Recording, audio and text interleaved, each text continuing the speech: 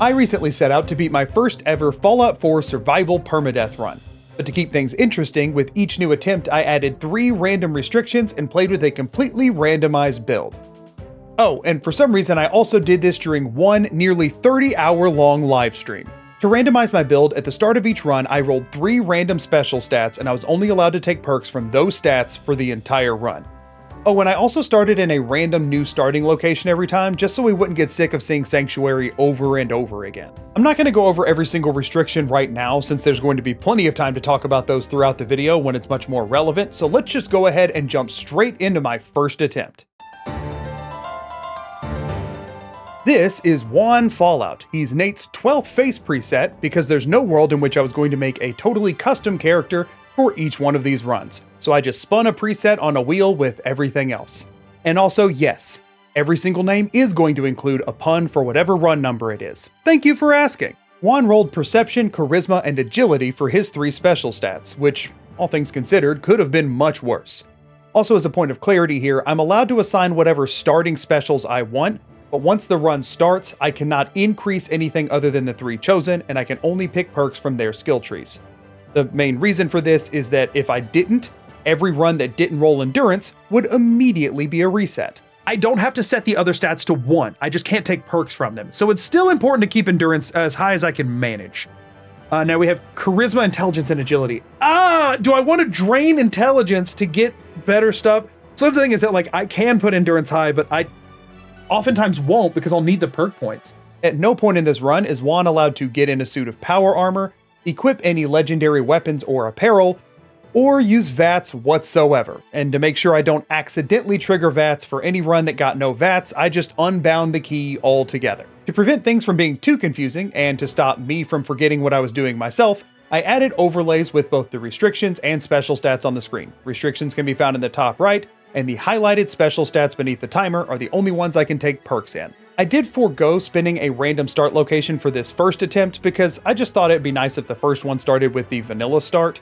Also, with each one of these attempts, I was spinning which faction I would end the game with, but that obviously doesn't come into play most of the time. I was saying, however, that I couldn't do any interaction with the other factions whatsoever, so if I rolled a railroad ending, I couldn't go to ArcJet with Dance to get a bunch of free fusion cells. It would just make sure I didn't do all the busted strategies every single time. Here's one thing y'all are going to find interesting about this, since I never do permadeath, is that we're actually going to see how much game knowledge I actually possess. The game knowledge that I utilize is typically very niche to a specific run, so y'all don't see how much general game knowledge I have, and to be honest, I don't even know where I stack up compared to other people. But I do know some things. Unfortunately, a lot of those things are based around the start of the game that will pretty much only matter in this run, and if I roll like, I think Starlight's an option maybe. So we're going to test my general game knowledge here. I feel like we shouldn't really waste any time here until we get to Concord. I think what I'm going to do, I'm going to spam enough shelves to grab Lone Wanderer, and then I'm going to Concord. There's no point in taking any more time until after we've cleared Concord. Let's see if this run even has wings or not. That is Lone Wanderer. So that's a solid, that is a strong start. You know what? Honestly, I'm gonna say it. Juan Fallout looks good in that dress. All right, fight me if you want to. That look freaking works for him. You can't say it doesn't. With Juan, I had a pretty standard Fallout 4 start, all things considered. I gathered some starting loot from Sanctuary with a little bit of XP, picked up dog meat, and then headed over to Concord to try to save Preston. No reason to mess with the classics, right? This is going smoothly so far, which is nice. We just don't want to take risks is the main thing. Like, I need to play much safer than I normally do. Normally, the reason I don't play safe is because I'm terrified of using my resources that I never end up needing. This run, I just need to actually use the resources. This video is sponsored by Blizzard Entertainment. Today, we're talking about Diablo Immortal. Diablo Immortal is a free-to-play hero fantasy game that is easy to get into as a newcomer, while also offering a depth of gameplay that you can really sink your teeth into. Whether you're familiar with the world of Diablo Immortal or not, as a new player, you can jump straight into living out your own powerful hero fantasy right away in an epic world of dark fantasy. And now is a particularly good time for new players, since you can use the code ZergRush to get free legendary gear, gems, and rare crests when you get started. There's a variety of gameplay available to everyone. You can run dungeons, complete quests, and take on daily bounties and events for rewarding progression, with the game available for free on both iOS and Android. Diablo Immortal is more social than you may know, allowing you to team up with friends to have epic battles with the game's huge bosses. Scan the QR code shown on screen or click the link in the video description to try the game for yourself. And don't forget to use code ZergRush for some free starting bonuses. Thanks again to Blizzard for sponsoring that part of the video. One thing you'll notice with a lot of these attempts is that I tend to go at things quite a bit lower leveled and under geared from really what anyone should ever consider during a permadeath run. The reason is because I was trying to do this in one sitting. So if I started every single run with 2 hours of XP grinding and gearing up, well, that wouldn't give me a whole lot of runs to work with. So the general idea was to kind of run headfirst into everything until making it through Park Street Station or maybe even past Kellogg, and then slow down a lot and really commit to trying to make it to the end of the game. But at least until I made it pretty deep into the main quest line, taking my time just didn't really make much sense. Corner peek. Good. Instant level up, so the one shot I took there immediately went away. Y'all, if nothing else, I'm showing that I know how to get through the very beginning of the game. Clearing through the museum itself went, honestly, incredibly well. But once I got up to the crashed vertibird up on the roof, I wasn't allowed to take the power armor, and with my strength stat of 1, there's no world I could grab the minigun, so clearing Concord was gonna be a lot trickier. Places to be. You know what, let's just do what I know it's gonna end up needing anyway. Let's take a risk here that will make me have to do less fighting. We're gonna go summon the Deathclaw. I summon Deathclaw! No, we're gonna go spawn in the Deathclaw. Yeah, no, we just let that ride. Dog meat, you're not going after him, are you? Hey, get over here. No, sir. Summon Deathclaw is a 9th level druid spell? The Deathclaw made pretty short work of the raiders, and there is the usual coward's way of taking out the Deathclaw, so this was relatively safe overall. Unfortunately though, due to my low level, I did burn through over half of my supply of ammo just taking down the Deathclaw, which, you know, is inconvenient to say the least. And we're good. Okay, not bad. They're conquered of hostiles. Oh, he hadn't killed all the rest of them yet? What the heck? I'll fight. He's just strolling along after that. Well, guess we won. I don't hear a Deathclaw anymore.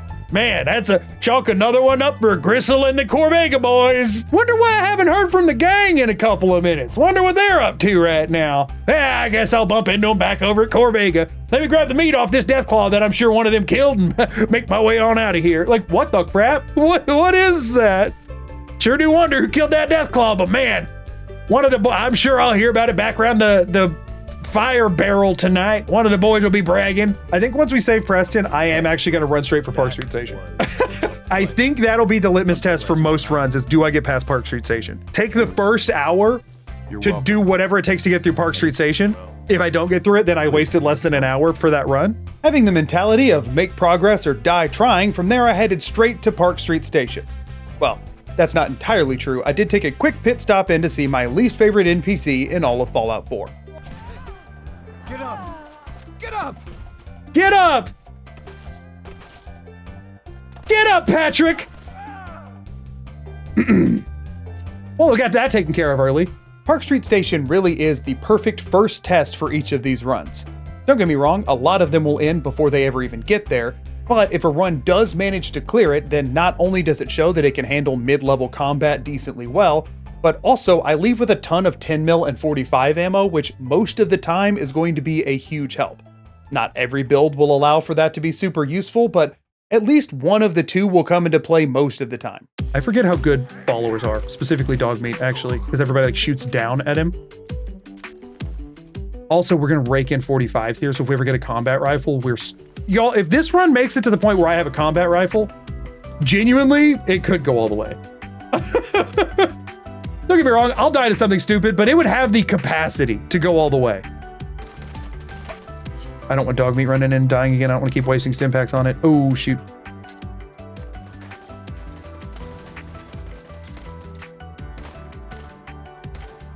Nice. I took half health off of that, and I went in a little aggressive, but I didn't want to waste too many more resources there, and I have a ton of aid items, so I'd rather just crank through some of these, honestly. If you're wondering why I keep picking up weapons and dropping them, it's because it unloads half the clip. But if you're in combat with somebody, and they have ammo for a weapon and were using that same weapon when they died, then if you pick that weapon up off of their corpse, you get exactly 1/2 of a magazine worth of ammo, and it goes a long way, especially with the submachine guns. Yeah, obviously picking up a double-barreled shotgun, that gives you 1 shotgun shell, which I still do, which is objectively a waste of time. But it goes hard for submachine guns because you're usually getting 15 extra 45s at minimum. If you do it, people ask why, and if you don't, people yell at you for not doing it. Yeah, especially, yeah, for sure. That wasn't loaded, why? I almost screwed up big time. He had a full auto and my shotgun was not loaded. I don't know why I didn't reload it. Maybe I didn't have ammo at the time or something, or maybe I'm just dumb. Oh, that was bad. Oh, shoot. I gotta be more careful. Oh, man. The bottle cap mine went off at Starlight, and that's what I normally use. I don't have a single landmine. Oh, frick. The free exit's off the table. That's a bummer. I hit him. Honestly, say what you will, that was a good call. No, no, no, no, no, no, no. No, no, no, no, no, no, no. That was almost bad. If that hit had connected, it wouldn't have killed me in one, but it would have not been good. This is going so smoothly to the point that I know I'm gonna slip up and do something dumb. Let's just play this the safest way I know how. Yeah. Yeah, that's the right call there. We have spoken to Nick Valentine in run 1 in under 2 hours. That's not bad. Man, that metal clang when he gets hit by that bat is honestly very satisfying. Bummer for him, but very satisfying. Wakang! You know, like it's good. There are 3 different ways to deal with Skinny Malone in relative safety. First of all, you can pass a speech check with him or Darla, in which case he'll just let you leave, no questions asked. Second, you can try and get the drop on him while he's talking with either a grenade or maybe a well-placed headshot so that you at least start the combat in the lead. Or the third and by far easiest option is to just throw some landmines in the entrance on your way in so that whenever you exit through the vault door, he just blows up immediately. Obviously, I forgot to do that third one, so I only have 2 different choices for how to deal with Skinny Malone here. I feel like Jet and Frag Grenade is better, but you know what? We have a charisma build. We literally have, like, when else are we gonna do this? We give it a go. We give it a go. Guys, you have any idea We need to hear Skinny talk, too. Dala, I'm handling this. Dala, he's handling this. We had to hear it the first time, at least. This is not an easy check. It's not a hard check, but it's not an easy check. You have a home to go back to. You don't want to throw your life away with these thugs. Oh no. Oh no. No, no, no, no. It didn't go well. I don't even have a good weapon for this. I didn't have a good backup plan.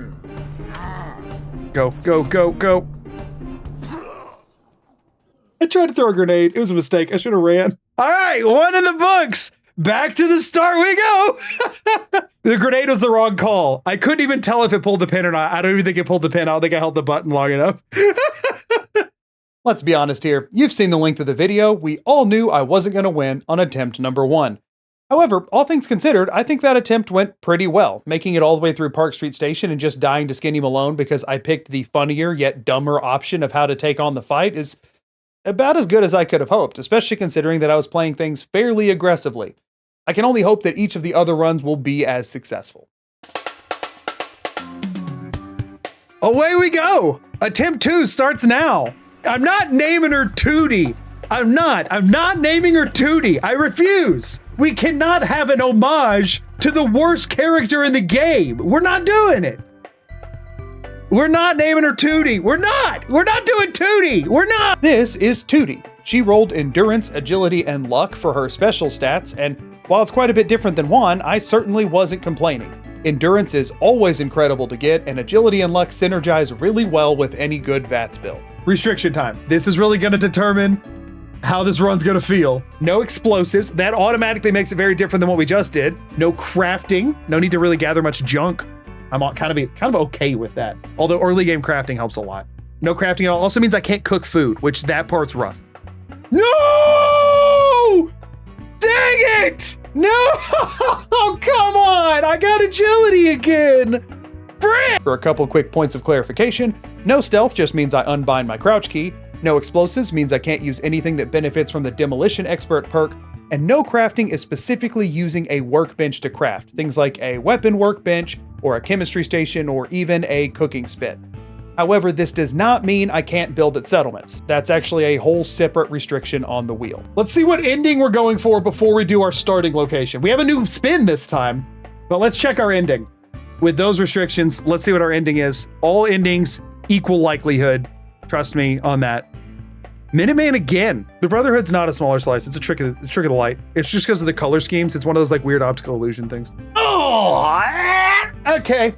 There's a floating outpost in the middle of the ocean near Croup Manor, and that's where that's where we're starting this run. Oof. Definitely run for Tootie because she gonna die. Trinity if a girl, Tim a 3 if it isn't. I'm glad y'all are already ready for what if I win, okay? What if I win? You don't need to think of names for run 3 if I win run 2. What if Tootie goes all the way, okay? What if I win? No 3-a-door. What if I win? So this is our starting location. The run is afoot. Tootie's got this in the bag, I'm sure. Now we do get some stuff here. We get a rat away. Y'all, we can get to shore. Now, for no reason in particular, this seems like a good time to bring up that I was starting these runs with literally 0 starting gear. When I set up my save files, I did the entire vault pacifist and picked up nothing.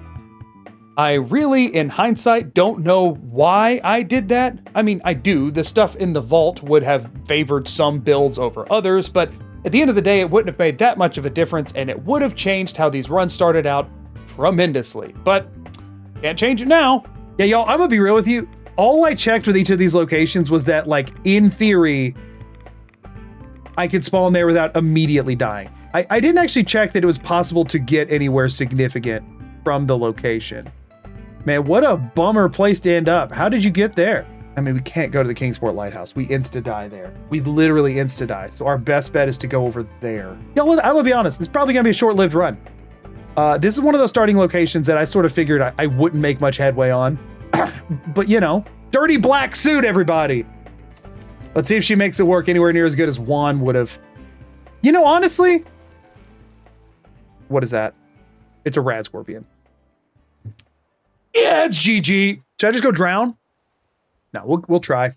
Sequin dress. Y'all, we can go out in style. We can at least go out in style. You know? Come on, loot, power loot, power loot, power loot, and run. Come on, come on, come on, come on, come on, come on, come on. Take 10 cans? Okay. It takes Ah!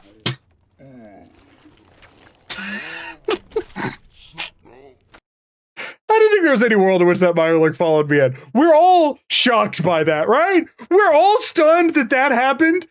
Did anybody think it was following us into the cannery? Because I did not freaking think so. R.I.P. Tootie.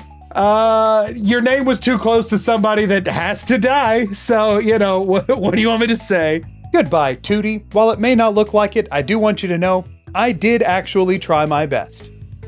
I just really didn't see that one coming. Trinity, I think Trinity's good. I feel like Trinity's really good. And it makes me think of the Matrix, and maybe we'll be out here dodging bullets like crazy. Trinity rolled the Pia build. Perception, intelligence, agility. Pia! Pia! And for her restrictions, she got no buying and selling, no doctors, and no power armor once again. To make sure I clarify here, no doctors or antibiotics means exactly what it says. I cannot pay for the services of a doctor or take any antibiotics. I am still allowed to interact with the doctors as vendors to buy medical supplies. Or, well, I would be if I also hadn't rolled no buying or selling, which means no interacting with any vendors. So caps are useless. But hey, we didn't get charisma this time. Honestly, we didn't get charisma or luck. So like the caps-based perks are already kind of out the door. That could be worse, but that does mean anything we need, we do have to scavenge. Oberlin would be fine. We can roll with that. All right, so it's not a hostage quest, unfortunately. It is Backstreet Apparel, which I'm very familiar with, and you don't have to do much there, but obviously I need guns and stuff. Oberlin Station's a pretty great starting point, all things considered. Don't get me wrong, the area around it's a lot higher level than Sanctuary, but it has pretty easy access to a lot of very important locations. One of which you'll see come up in a lot of these runs is the Boston Public Library. It's such a good stockpile, and it's completely free if you just go talk to the intercom and tell them 1, 2, 3, 4. It's a 100% guaranteed speech check. You don't need any charisma. We cannot go to Cambridge and take that stuff because we did not roll Brotherhood ending. We can only go do that if we roll Brotherhood ending, so we can't go get a bunch of free fusion cells and stuff, which is a bummer because it would go hard for this build. Oh, there's some like free dead gunners out here, right? Yeah. This is hallucinogenous. Ha ha ha ha ha. So that almost was a run ender right there, but it's fine. Again, as long as we keep having these agility endurance builds, we could just keep outrunning landmines. Nope. Nope. I never go through there, and that's why I don't go through there, and I don't know why I thought it was a good idea to go through there. If you enter through the employee entrance by passing a guaranteed speech check, you can enter on the robot side of the fight instead of the super mutant side of the fight, meaning you can, with 0 combat, loot the entire storeroom and pick up the intelligence bobblehead, giving you an XP bump to any build I'm running, unless of course I roll no bobbleheads. Like, this place is just a freaking gold mine. It's so good to run over here early game. Hype revolver pistols, not bad, especially if we can turn it into a rifle later. We got some armor. This is the treasure trove. Like, I mean, come on. This place is so amazing. Admittedly, you will see this come up again with any starting location that's almost anywhere remotely close to the library, because it's just a pretty solid place to get some starting gear relatively safely. That's it? Oh, yes. I feel like we just run straight at Park Street Station. I mean, how often are we going to start this close to it? You know what I mean? We got to stress test these runs. The name of the game is speed at the start of the run to see how far we're going to make it. You know what I mean? So let's see how far we're going to make it. After gearing up a bit, Trinity was headed straight for Park Street Station because I had a bone to pick with Skinny Malone.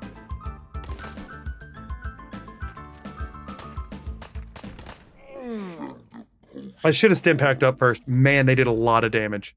I guess I'll have to pick that bone later because Trinity died before she could get through the door. That's the first time we kill Skinny Malone, I slow down. I'm not going to slow down until we kill Skinny Malone. Might as well just keep going until we get a build good enough to go through there. You know what I mean? Your level was too low? Well, yeah. Because the thing is, that place is going to suck even if I'm level 5 or 6 or 7. I want to find out. You know what I mean? I want to just, I'm intentionally going there lower level than I should be so that we can either clear it early and then have a run that's deeper into it very fast or reset. I'm sticking with the mentality that it's better to do runs 3 times as fast and half as likely to succeed than it is to go slow and give myself double the chance to succeed, but take 3 times longer, right? I'm sticking with that mentality until we get to the other side of Park Street. Then I will change the mentality until we die, and then I will go back to that mentality until we're through Park Street again. The beginning of the run is my only chance to use my brute force mentality that I use for everything else, right? This is my one time to do it. Once I make it past the early game, I have to stop brute forcing. You have to give me this. Miss Fortune rolled strength, charisma, and intelligence for her special stats, and the Drumlin Diner for her starting location, so I think we all know what I have to do first. Listen, I am about to immediately attack Trudy and almost definitely die, but I'm not going to do it in the stupidest way possible, okay? I'm going to do it in nearly the stupidest way possible. So we have a security baton and a stim pack and 4 caps. Huh? You're seeing it all coming together now, right? Miss Fortune looking like she's ready for the PTA meeting. Oh, a machete! I didn't need to buy this. I forget there's a free machete in here. Y'all! Yeah, coming over here is the right call. The machete's insane. I mean, we can't not. We just do it.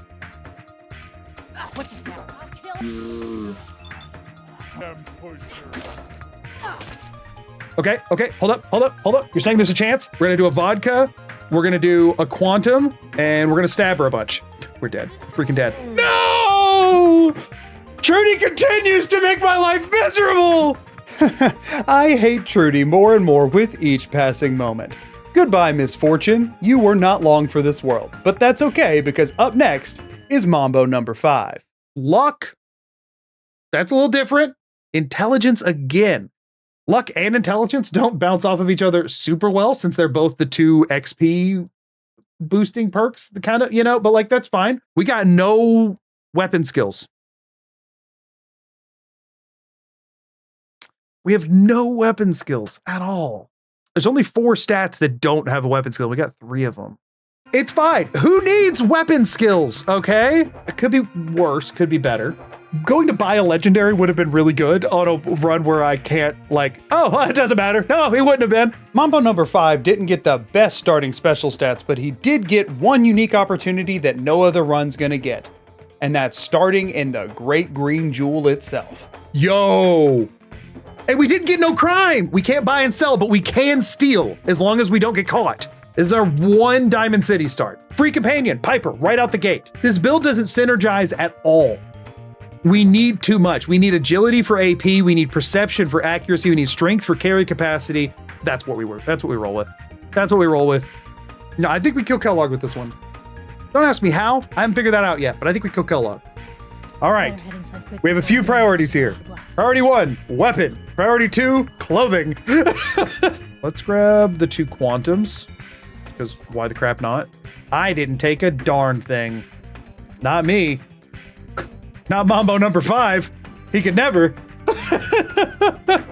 We did just crash. I had yet to sleep. I was worried that loading into Diamond City Market a bunch of times was going to crash the game. I'll be honest with y'all, game crashes are always incredibly frustrating, especially when you haven't saved at all yet, and that means that starting the run over would be doing the exact same 20 minutes frame for frame with really no differences whatsoever. And admittedly, I just didn't feel like doing it. So I decided that Mambo number 5 was never really meant to die anyway, and it was time to move on to the next run. And whew, y'all better lock in for this one, because it's a doozy. This is our girl. So, while you're thinking of names, think of names built around her. Charisma, she's charismatic. Endurance and charisma. If the next roll has a weapon skill attached, preferably not strength. If we get perception or agility here, this could be good. Endurance strength with Lone Wanderer, it might be one of the best shots we have at a viable melee build. The game says we melee, right? The game says it's time to hit people with a stick, you know? And who am I to argue? So minimum settlement use, this one hasn't come up yet. Just for clarity here, I cannot take a settlement unless it is required for me to do so for like forward progression. And once any settlements I have, I cannot build anything there other than what is required to run the teleporter. Come on! You gotta be screwing with me. What? Every run feels like it's more and more built around power armor, and every run gets no power armor. What the crap? That's actually not terrible. The Fort Hagen filling station, like the red rocket that's in Fort Hagen. In my experience, Permadeath survival melee builds get some serious metagaming and get off the ground. Oh yeah, no, this run is dead. This run's dead. Well, we might as well have a little fun. June, just for 6 months of the year. This is our starting location. Why they put me on a darn roof? If we're being honest here, right out the gate, the deck was stacked completely against June, which is why it makes absolutely no sense that she kept staying alive. That was almost the run right there. How much damage do we do to a ghoul? Not much, but I mean, if we could get a little bit of experience off of this. Ouch. Oh yeah, no, that was half our freaking health. We run. Okay, we got some XP off of one of them, so it wasn't technically strictly a waste. Now, I can't actually acquire this as a settlement. This is just like a location to be cleared. Oh no. No, no, no, no, no, no, no. No, no, no, no, no, no, no. What? Where from? Professor Goodfields, I believe in you. He cannot die here. We need him for the ghouls. Good. I'm dead. I'm not, but I am. June, you monster! Huh? Hi. You saved my life. Did I? Take this. Huh? Sure did. Yo, that actually played in our favor. Since I didn't die. Had I died there, it would not have been in our favor. So the main reason we're here, by the way, is for Wasteland Survival Guide. Dog meat would be really helpful though, and we are close enough. I think we go grab dog meat. Let's talk to him about the locket. We're never gonna get that. Oh my gosh. Get out of here, dude. Don't do that to me. Just don't freaking do that to me. Oh dear. Darn it. No. I can't aim. No. I can't aim to hit it from a distance. Okay. Screw you, game. Why'd you think this was necessary, huh? I'm dead. I mean, we might as well try, right?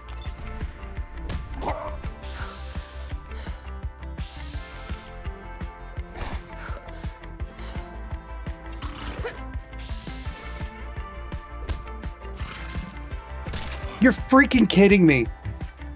I survived that. I used everything in my inventory and I survived that. What? No, I was supposed to die there. I'm actually upset that that worked. I'm actually mad. I can't even find the body. He had a board. He had a board, and that actually is a big deal for us. Where did I kill him at? I'm looking at where he died, and it was like right freaking here. I think he clipped out somehow. He is in the bush. Maxed out corpse stealth. I mean, look at, look at that. Crap's invisible. Okay, well that's cheating. That's cheating!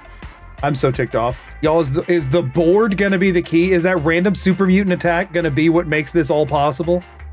The answer is no. I'm going to die in a stupid way in literally no time. This is such a waste of time. But here's the thing, y'all. Let's be real. We're probably not getting out of the early game. Might as well get some sick looking weapons. Bladed knuckles.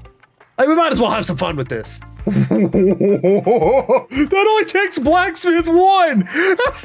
I mean, come on. It is cool. Like, the thing is, melee is cool in this game. This is objectively hilarious. Can I wear summer shorts underneath this? I'm pretty sure I can't. That's so June. Y'all know that's just so June. We have the essence of a chance. Do I think it is one? No, but it smells like one. You know what I mean? There's the aroma of a chance. That's so June. That's so June. You know her, you love her. That's just June for you. What just happened? I can't see. We run, we run. Yeah! Eat it, Trudy! Yes! June didn't come to mess around! Hope you like the summer, Trudy, because here comes June! Dog meat, don't open a door from a distance. For one, that logically doesn't make sense, and for two, you just terrified me that everything I knew about the game was actually wrong, and something was about to come flying out of there and murdering me. You know, the fit has changed, but June is still June, and we all know it. Oh, right, the bleed damage. Dog meat's got me locked in there. Nope. Nope. We're out. Shotguns are so rough. Don't take any risks here. Good. Good. Alright, there's some decent damage on one of them. Trying to get Pikmin's blade right now would be so stupid, but man, it's so good. Pikmin's blade is so good. That's a shotgun. How do I survive this? Why did it take all of my AP even though it didn't? The bleed damage! Oh man. Like, the game's begging me to go, right? The game is begging me to leave. And I'm just not listening. Why am I not listening? I shouldn't be alive on this run still. June should not still be going. And to be honest with you, I'm almost upset that she is. Because objectively speaking, it would be better for me to die and just start a new run. The chances of this run beating the game are non-existent.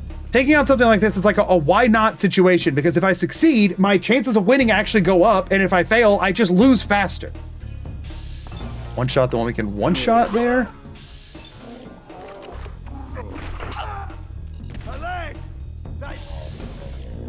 Nope, we out. That guy just tanked that. There. We are survivalists are nuts. Thank goodness you're too dumb to get closer with that shotgun, or this would be very dangerous to be doing. Just something hit, please! The no aiming sucks. It sucks so bad, but if I try to go to the melee weapon, he will one-shot me through VATS. I know he has that capability. Oh! Alright, so how many are there? We can't just huck a grenade into the room, because then Pikmin will get mad too. This is the most damage I can do from stealth on one of those guys. Please don't miss. Nice.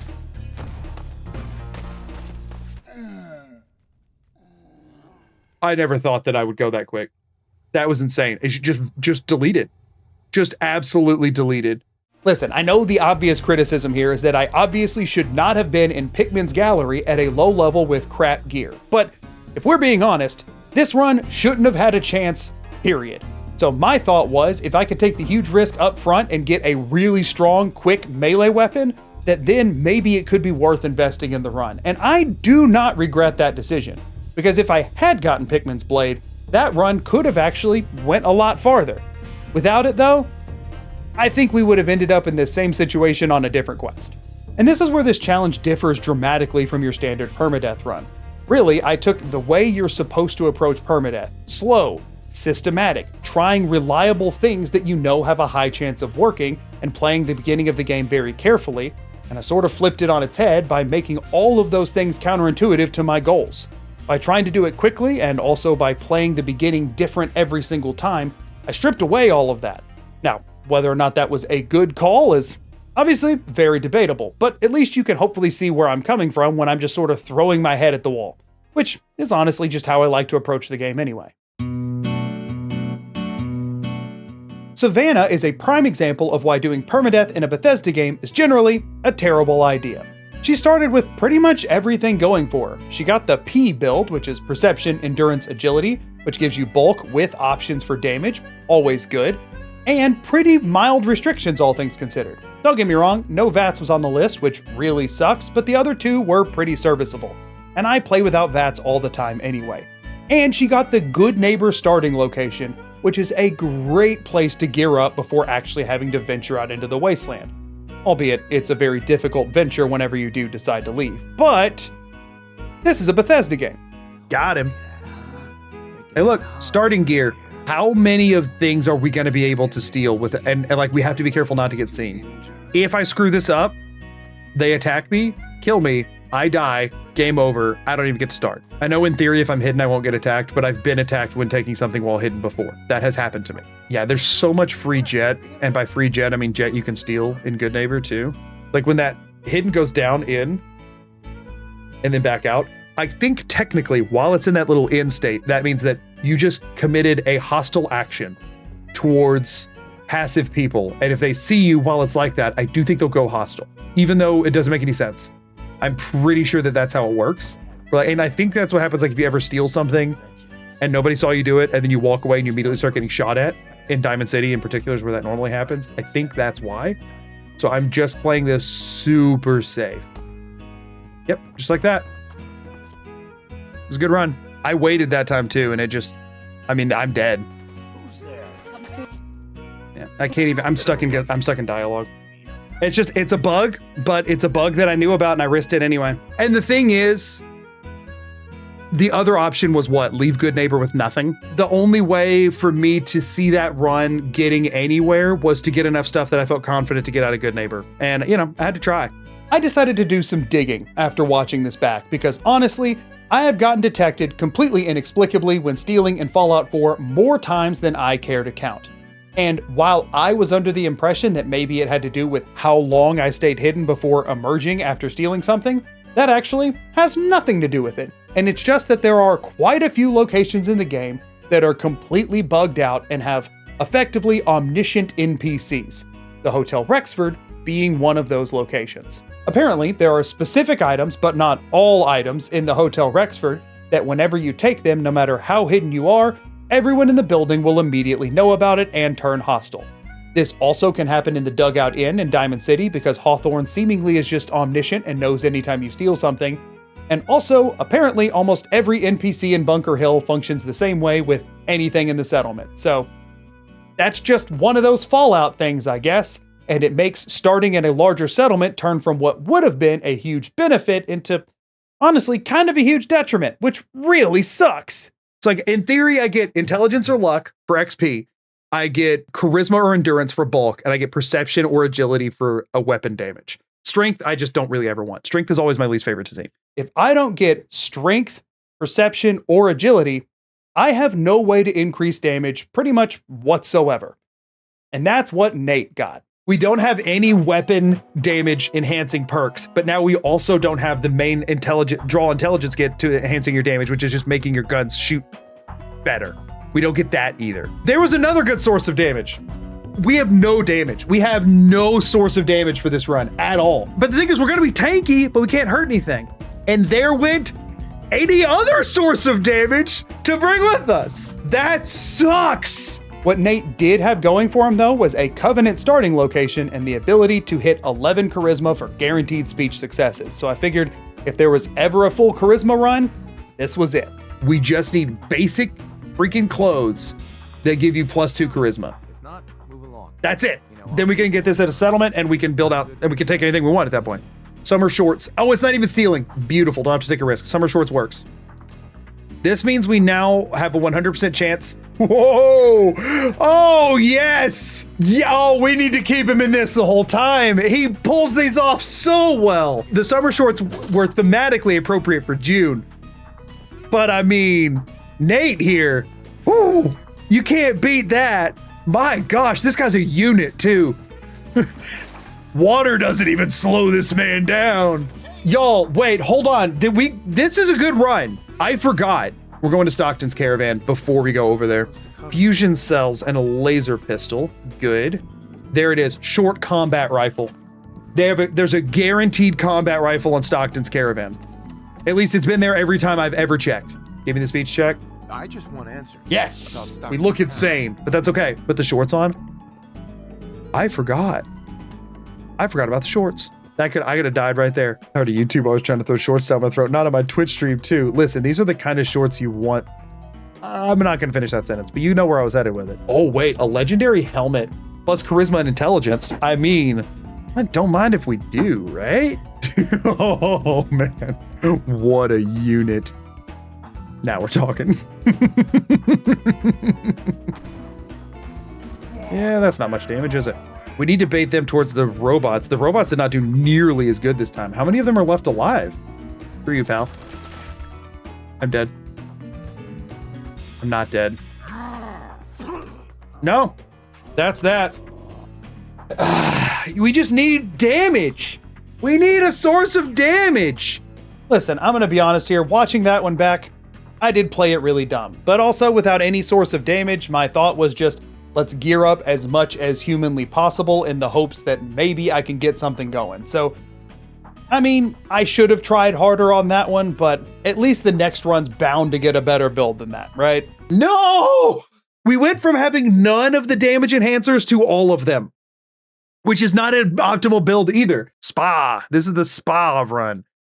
I hope it feels like I'm sitting in a spa by the end of this. If we roll no explosives, then it's like I should just go ahead and count it out. Honestly, explosives are going to be kind of needed here. No, screw this so much. That's the worst one on the wheel. That's definitively the worst one on the wheel. No questions asked. Let me quickly talk about the level 10 starting restriction and why it was objectively the worst one I put on the list and should never have been on there to begin with. The idea here was just to level up combat ahead of me. The reason that was horrible is that I already wasn't keeping pace with the combat level because of how I was having to play this game. So, starting the game out with everything effectively 10 levels higher than me, like, don't get me wrong, my health went up with those 10 levels, but taking no perks means everything else was going to hit very, very hard. No.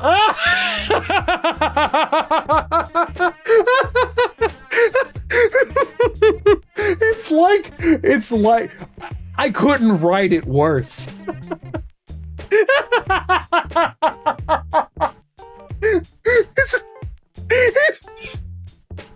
Yeah, no, this is a loss. So it's the Blitz build. So the answer is Blitz, and it's also the answer is also no. Like, I couldn't have crafted a worse option than this. It's horrendous. Yes, beautiful. That's a terrible starting location. I shouldn't have put it in the list. Just make her name 9. Honestly, kind of funny. It doesn't matter. We're dead. Why am I acting like there's any world in which my build matters? You have any melee weapons in here? No. Okay, I will steal those things. I ain't finding your freaking kid, by the way. Oh, wow. They saw that. Guess we're not bringing Billy back, huh? Imagine if you actually do it on this run. Yeah, imagine. That's a fun thought experiment, isn't it? It is a waste of time. I need to just take the death already. But I'd love to die with a weapon in hand or clothes on that's not just a bowler hat. What's the chances we kill Timothy, y'all?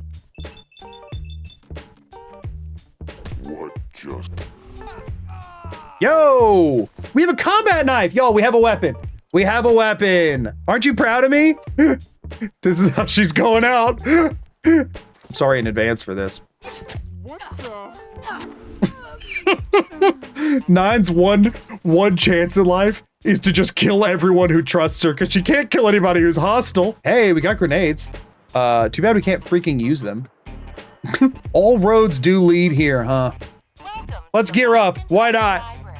Why not? I didn't even mean to go here. You know, the level 10 thing, I knew would be rough. I wasn't expecting it to be an instant reset, but like it just increases how good your build has to be. And this is not what I would consider a good build. If we could get a level up and get blitz, there's a world in which we could kill some stuff, but like we aren't getting that. Hiya! Hiya! I'm scared I'm gonna hit a robot and they're all gonna kill me. So I'm like not wanting to swing my weapon outside of VATS. Hiya! This is so freaking stupid. Hiya! I got XP for that. Only 8,000 more to get my first level up. Get in there, boys! There's another legendary. The level 10 thing is brutal. It's so bad. All right. There went 9. You know her, you love her, she's dead. It's 9. Okay, new run. All right, yeah, I made the same exact mistake twice in a row. But in my defense, I wasn't planning to peek that corner, and I did forget that they often carry Molotovs. But let's all be honest here, 9 never really stood a chance. Timothy, however, got the Pia build, which is a really good starting set of special stats and very mild restrictions. So I was feeling really good about this one so long as we roll a good starting location. No! This is the only one that I'm actually not sure if you can survive at all. We're gonna find out. We're gonna find out if I can get down alive. There's a world. It's not a likely world. Quick aside here, I didn't test the starting locations to make sure that they were theoretically possible. I just put stuff on there that was memorable, and obviously, that was not my brightest moment. The run has now started. So here's the thing. We can either go back through the Haymarket offices to get out of here, and I don't actually remember what happens when you go through that door, or without getting murdered by the Deathclaw that's gonna come out of there, we can try to parkour down. Yeah, like, there's not a parkour way off of this, is there? There's not like a fire escape or anything, right? Oh, yep, nope, I'm out. I'm out. Nope, we're done. I don't think it can come through this door, but if it can, we're dead. Let's see what happens in here. Dr. Antibiotics, kind of same as yeah, nope, it's dead. There's a turret in there. I was worried that that start was actually impossible. And now I'm happy to know that it was, in fact, impossible. I didn't test every start location because I thought I'd be more organic if I didn't. And I am more organically ticked at myself for putting that one in there. By the time the game had faded in, I was dead. So the only way possible was to pass the Deathclaw, which, like, I had no items at all. So, you know. At this point, I'd had quite a few bum runs in a row. Really, I hadn't gotten anything decently started since June.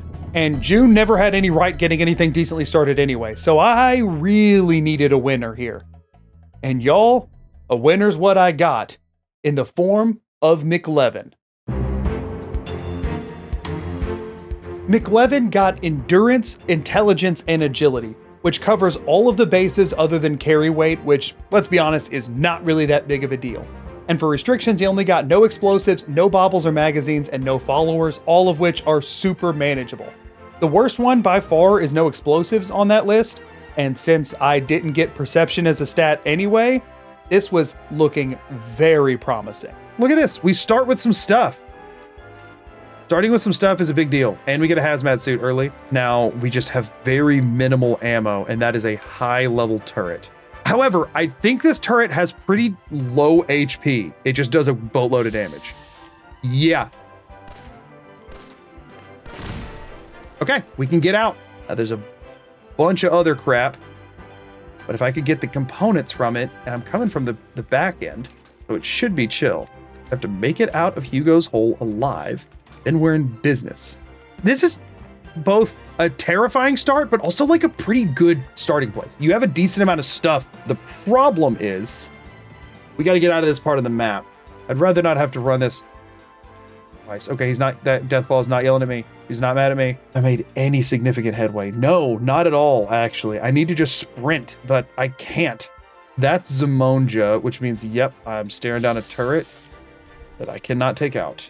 This is like the cutoff for where the game goes from, oh, this is the easy starting area, to time to die. We're going to Sanctuary, and we're going to take probably the most time in Sanctuary we've done this entire time. After shockingly making it through a very difficult starting location and making it all the way to Sanctuary where much easier combat is, on a Minuteman run, might I add, all of a sudden, McLeven was looking like he had the same starting setup as Juan, and that's the best run I've had so far, so I was feeling nervous, but incredibly excited for this one.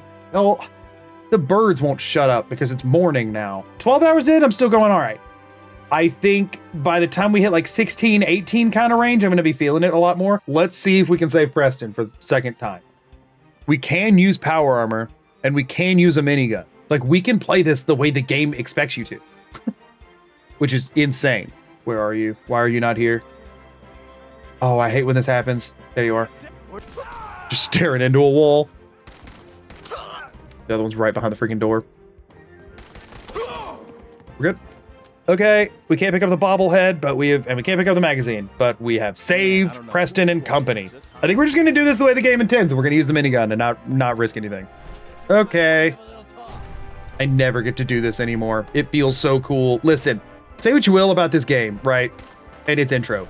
But like, it makes you feel cool when you do it the way you're supposed to. Yeah, it's giving you stuff that's way stronger than what you should have at this point in the game. And I do think it kind of breaks the game balance down a lot when they just hand you this. However, it makes you feel cool. Try and remember the first time you played through this, and you tell me it didn't feel cool.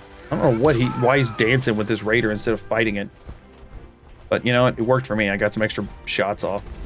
Oh crap, I didn't think he could fit through there. I can't. Okay, thank you, power armor. Run. I didn't think he would fit through that alleyway. That's the only reason I was still standing like a freaking moron. I didn't think he'd fit. So that was dumb of me, but hey, here we are. Right where we belong. Short-controlled bursts, he said. Preston, your bursts do not hit anything. They are the least controlled bursts. Okay, that was fine. Codsworth loved that. Codsworth tolerates you. Wow, what'd you think of me before, bud? Pause. I have to. It's day. That's daylight. That's the light of day. Oh no, I must close the curtain. Don't worry, y'all. I blocked out the sun. We're fine now. That was a close one. I almost could have had joy, or hope, or optimism. Here goes something. I'll kill all you. And we're out. But y'all, I think it's time. I think we just go for it. And actually, let's. Even though this doesn't do. I don't have a build for this. Let's get one good hit off. Is this one freebie? And you know what? I'll take another freebie shot with this, honestly. Good. That's big. It's the guy who pops out of here that's most likely to kill me, though. He's very dangerous, and the only other thing you can do is push him more aggressively or run away. And I'm learning my lesson and running away. Yep. Right call. I'm almost positive it was a 10 mil auto pistol, and that thing shreds at this level. Good. Okay. It's pretty clean so far, all things considered. I gotta run. That's the problem about sticking my head up like that, just enough to shoot, is that whenever they hit me, they are hitting my head. It is doing max damage, and it's risking crippling my head. Oh, what? Why is he squishy this time? He's never squishy. This guy's tanky. That's much worse. I like it better when you're strong and scary, and he's frail. That works better for me. I didn't know y'all could switch roles like that. Okay. That was clean. Oh, dude's just slowly rolling out of bed. Dude, why did it take you so long to get up when you're in a firefight? Like, listen, I have a hard time getting out of bed in the morning. Don't get me wrong. But I do feel like if somebody was shooting me, it would motivate me to try to move faster. And don't get me wrong, the shooting me part might stop me from successfully doing that, but like, I feel like I would at least look like I was trying harder than he looked like he was trying. You know what I'm saying? Nick, you don't have to keep yelling at him. He's dead. I'm not fighting him from that door. You just get shot way too much into that door. I'm gonna fight him from up here, like a smart little noodle. Yeah, like, Nick, I was doing fine till you showed up, bud. This is why I got no followers on this one. I don't even want them. Where'd you go as he's getting shot? Nick, what is with you, dude? Are you okay? I'm not standing behind. I'm not doing that. I'm just not doing that. They can come around the corner or Nick can go around the corner, but I'm not stepping into that. Nick, you got to get out of the way, man. I'm not coming all the way out from cover because you're taking the only cover spot. Oh, wait. See? He locks you in. I can't with Nick. I'm better off without him here. It's better to be by myself. He's getting in the way. He's stopping me from backing up. He's forcing me into danger. Like, what the crap? This is PB territory. We have Chemist. We have Jet. We have a cracked tin mill. We have a bunch of aid items. If I die here, it means I tried to save resources that I should have just used. I have quantums. I have everything. I need to stand in a safe place. I need to pop Jet and an obscene amount of aid items and just light him up. If I use everything in my inventory, I'm invincible, okay? There's a threshold here. There's an amount of stuff that using it means win. Shoot up my guys! Do we trust any of the hit detection on any of this is the problem. Oh, it already went. Already off plan. I didn't realize that if you left the room, it just automatically did that because I never do that. Okay, well, now the rest of the plan has to go perfectly. So, this should be beyond overkill. Yep, that'll work. Or we're not going to worry about Darla. She's running.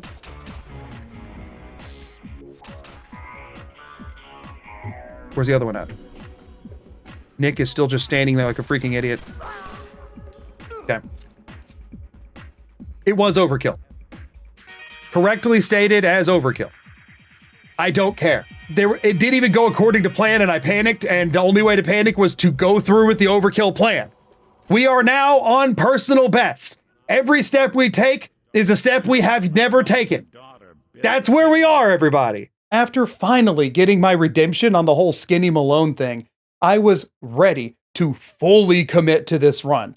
Like, use the rest of the stream time on this one run if it came down to a level of commitment, which meant I needed to go slow down a lot and gear up as much as possible. Now we gotta go kill Kellogg. Now we gotta do that, but much worse. So here's the thing, y'all. Jury's out in my head. The question of the day is, why not just do Diamond City Blues every run? And I think the answer is because the optimal thing is to do Diamond City Blues every run. And I don't like that, but at the same time, it's like, I've been going into the freaking library every run, but that just takes way less time. I just don't want half of the video to end up being Diamond City Blues. Does that make sense? Like, here's the, should I pop in here and grab the stuff? I should. That's the thing, is that like, this will take me less than 5 minutes to do. Diamond City Blues is a full-on quest that you can die during, but probably won't. The stuff like that, or stuff like settlement water farming, right? I already have a boatload of purified water, but I can have infinite purified water if I wanted. Oh no, there's a legendary. I can't see the thing because of the darn nerd rage. Okay, the subtitles. I need to turn subtitles off. I never would have considered that, but I need to turn subtitles off because I can't see my own health bar. Run. Nerd rage literally just saved my life. Well, that was almost really freaking bad, huh? That'd have been a very disappointing place to lose my new PB, was right after getting it. We're just trying to leave, by the way. I'm not even, like, caring about fighting these. I don't want to fight these guys. I was just trying to make it go a little faster so I could leave. You have any oil anywhere, dude? Any oil canisters? Hot plate gives us some of that. We gotta go drop this crap off. The path forward has become clear. I just hope that I'm not going to think of current me as an idiot in like 20 minutes. In 20 minutes from now, I'll look like a genius or a moron.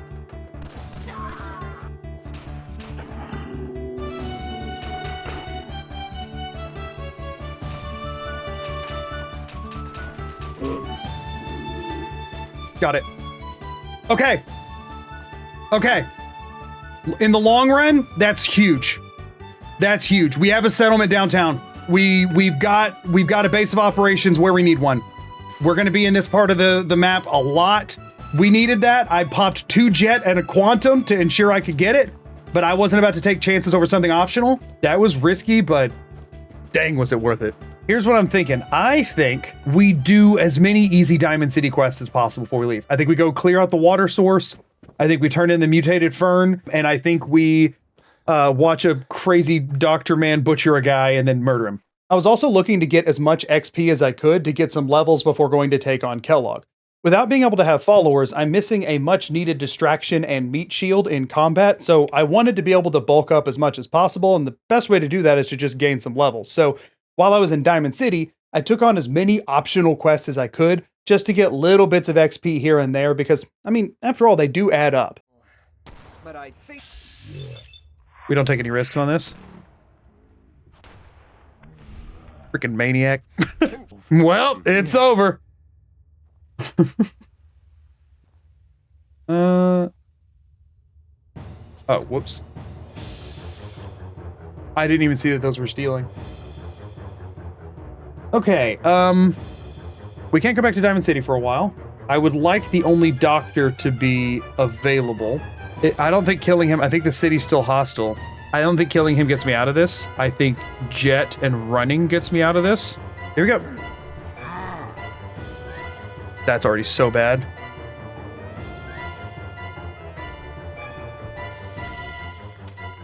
Okay, we have to... I don't want to lose this run right here. That's so freaking stupid. That's so freaking stupid. Why is it stealing when he's already dead? I didn't even notice. I literally just popped everything in my inventory. I was like 4 quantums. I didn't pay attention. I didn't pay close enough attention. That's such a stupid way to go out. I didn't even get to go try Kellogg. I got time to get another good run in, but frick. I don't think words can truly express how horrible that felt. Y'all, at this point, I was 15 hours into this stream, and while I was trying my best to be completely careful with everything, sometimes something just slips through the cracks. In this case, I just assumed nothing would be stealing to the point that I wasn't even paying much attention whenever I went to pick it up. And then on the follow-up, the correct option there is to take out Dr. Sun and hope that nobody comes into the cellar and that I can just get hidden. But I wasn't sure if Diamond City security would come down there. I wanted to keep a doctor alive, and so I tried to make a run for it, which, as we all saw, was objectively the wrong choice. That one's very frustrating because it wasn't to anything I didn't get to, there's no knowledge gained, you know what I mean? I didn't learn anything. Holster your weapon to surrender. I don't think that works in Fallout 4. Besides, I would have been dead by the time I holstered it. I'll tell you what, genuine thing though, out of curiosity, I want to see if holstering works there. I'm going to go steal something and I'm going to put my weapon away and I'm going to guarantee that everybody still kills me. found you. Doesn't work. In Fallout 4, I've never once seen that work. Just for the record. Perception, agility, charisma. Yeah, this is the Juan build. So we got no VATS. This is truly the return of Juan. Oh yeah, he also had no VATS, huh? Brick. He didn't have that.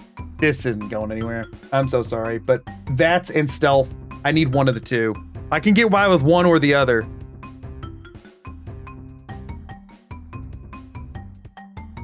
There went 12us. After losing McLeven, admittedly, my mental state took a downward spike, like really bad. I was kicking myself over that for the next few hours, and it's not on display anywhere more clearly than with 12us. Now, to be fair here, 12us did roll the exact worst 3 possible starting restrictions, like atrocious. Starting at level 10 with no VATS or stealth left me with effectively 0 options to have a chance, but still, this is not one of my proudest moments. I need y'all to trust me on this one, all right? I have an idea. No VATS, no crouching. I know there's something very useful in here. Right, and then there's just one other thing we need. Real quick, yeah, that's fine, that's fine. Oh, no. Anyway, let's go ahead and try a new one, shall we? Because that's freaking no. I'm sorry. I'm taking my one freebie. I'm taking my one freaking freebie. No, that was an impossible combination. That freaking sucked, okay? I've given my all to all of these attempts, no matter how doomed the run looked. that was the 3 worst restrictions all at once. No, sorry. Especially after the best run I've had so far, I'm giving myself 1 freebie. After that little hiccup, though, it was finally time for the man himself, Thirtony. Sorry, my bad. Got things a little bit mixed up there. There were a lot of runs here, and they do run together in my mind a little bit. What I meant to say was, after that little hiccup came the man himself, Unfortunate.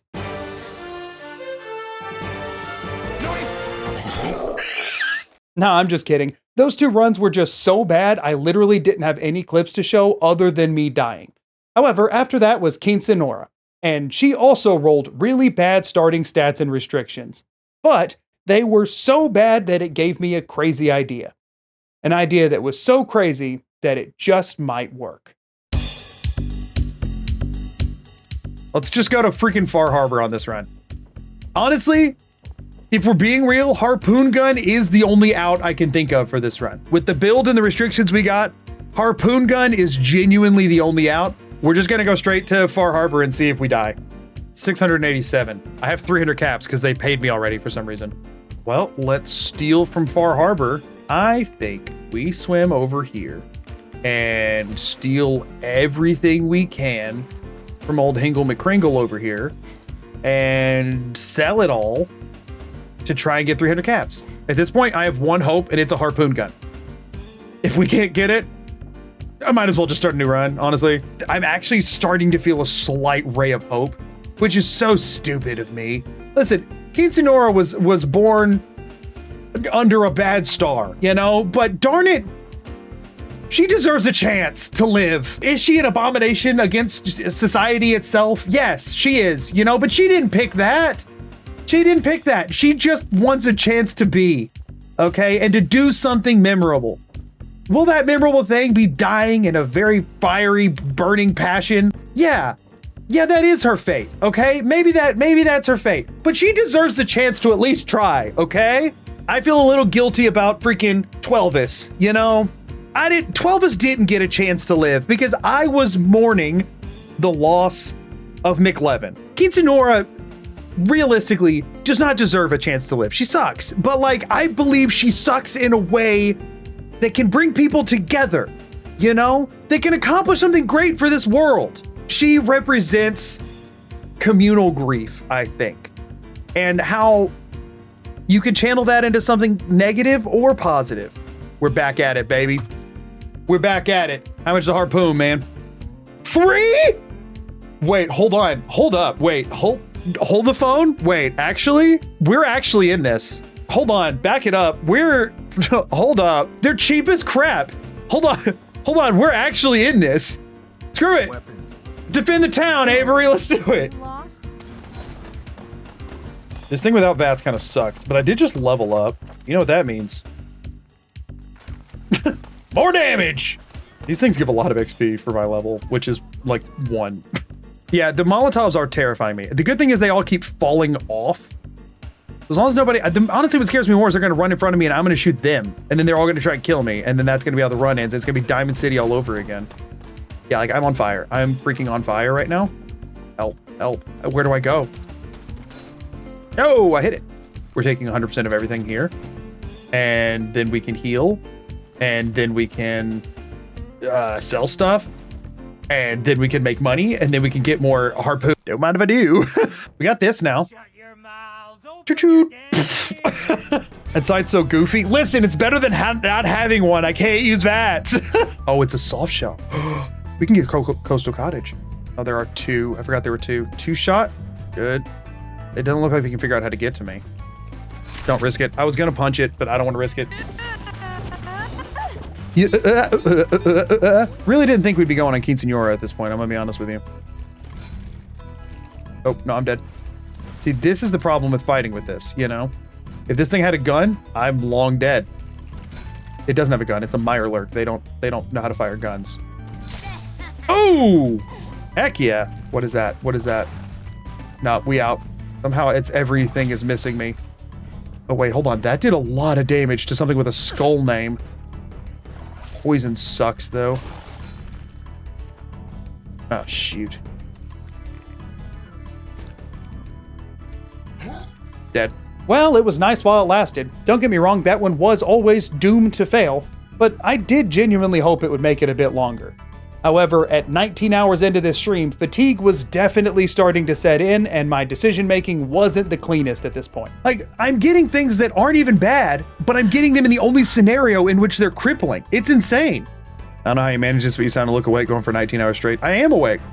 I'm awake and I'm pissed. I don't really know what else to say. Oh, look, a box full of explosives I can't use. I can sell them, I guess. Up next was another no aim down sights run with Sixtina, which, if we're being honest, at this point, both that restriction and the level 10 one, I should have removed from the wheel when I realized they were not balanced, but for some reason I left them on anyway. Regardless, I'll save you the suspense. She died almost immediately. To be fair, that wasn't like me taking a death. They just happened to be there and I was screwed. Okay. That death obviously had nothing to do with her restrictions. She just started in a pretty rough area of the map to be at level 1. However, it does give me the chance to bring up something that I haven't had a chance to mention before now, and that's that somehow, before this stream started, my audio got broken.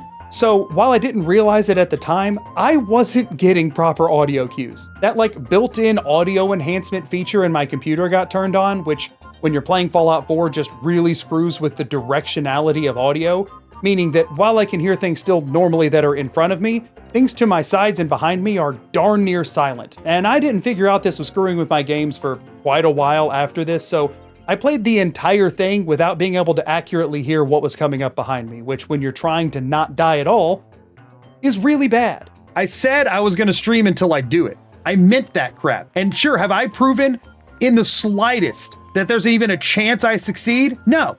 No, I've just proven over and over that I have no freaking clue what I'm doing. But since when has that ever stopped me before either? Y'all, I'm not even a day into this. I said until.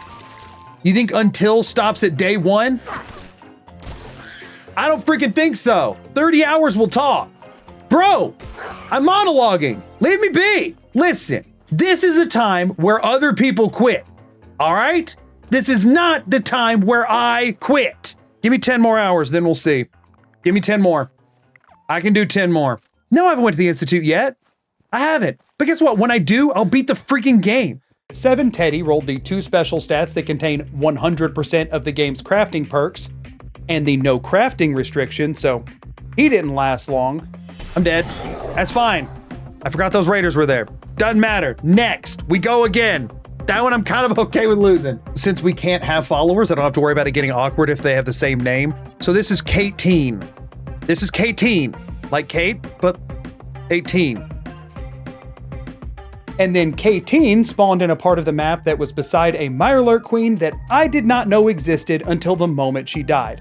And that also made absolutely no noise because it came up behind me and my audio was broken. I don't know how that was a completely silent Mirelurk Queen, but there were no sounds. So, you know, that kind of sucked for me. We're back to Pia. You don't need VATS to stealth snipe. You don't need power armor to stealth snipe. You don't need legendary weapons or armor to stealth snipe. If we go through the entire thing without getting hit, we win. That's our win condition, never get shot or seen. After those very tragic builds, finally I got a decent one with Knight Een. And y'all, looking at the clock, if I had a decent chance at winning the game left, Knight Een was it. Knight Een! Give it up for Een, everybody! Een! Intelligence bobblehead sounding pretty nice right now. I know it's annoying that we've been there every time and we keep dying to the super mutants, but like, it is objectively a better call than most every other option we have in this area of the map. This is a very dangerous spot to spawn into. Someone should point out how impressive it is that you've been talking while playing for the entire 20 hours. That's a talent in itself, regardless how far you didn't get in the run itself. Hey. No, regardless of how far I didn't get in the run itself, it's not over. This stream ends when I wins. I've said that from the beginning, and I'm still not backing down from that claim. The stream ends when I wins. Think about how impressive it's gonna be when after all this time, and no reason to have confidence in myself at all, because I have not even freaking seen Kellogg yet. When I win, it's going to be wild. You're all gonna go freaking nuts. Things will happen and they might seem bleak. But the stream will end when I wins. My body is beginning to shut down. I'm just choosing to ignore it. A big diamond come from the mayor. She said, Look, I gotta go get settled in. She said, I have an idea. delirium starting to set in. Get your behind down. Have you slept at all in my life? Yeah, I've slept before. I did one time. I tried it. Didn't care for it. Not gonna do it again. Piper, you're back. Pepe, you back. Anything cool happen while you were outside the gates and they locked you out and I thought I was gonna starve to death? I don't know how to write. I can't make my own papers. Piper, I can't make a paper. Hey, Piper, I'd love it if you'd be friends with me so I can steal all your stuff. Remind me when the stream ends. When I wins. Whoa, she hiding all her deviled eggs under her dresser. That is a really weird place to keep your deviled eggs, Piper. And also, definitely, they've spoiled. Anyone is one of those things. One of those things? Super mutants! The super mutants!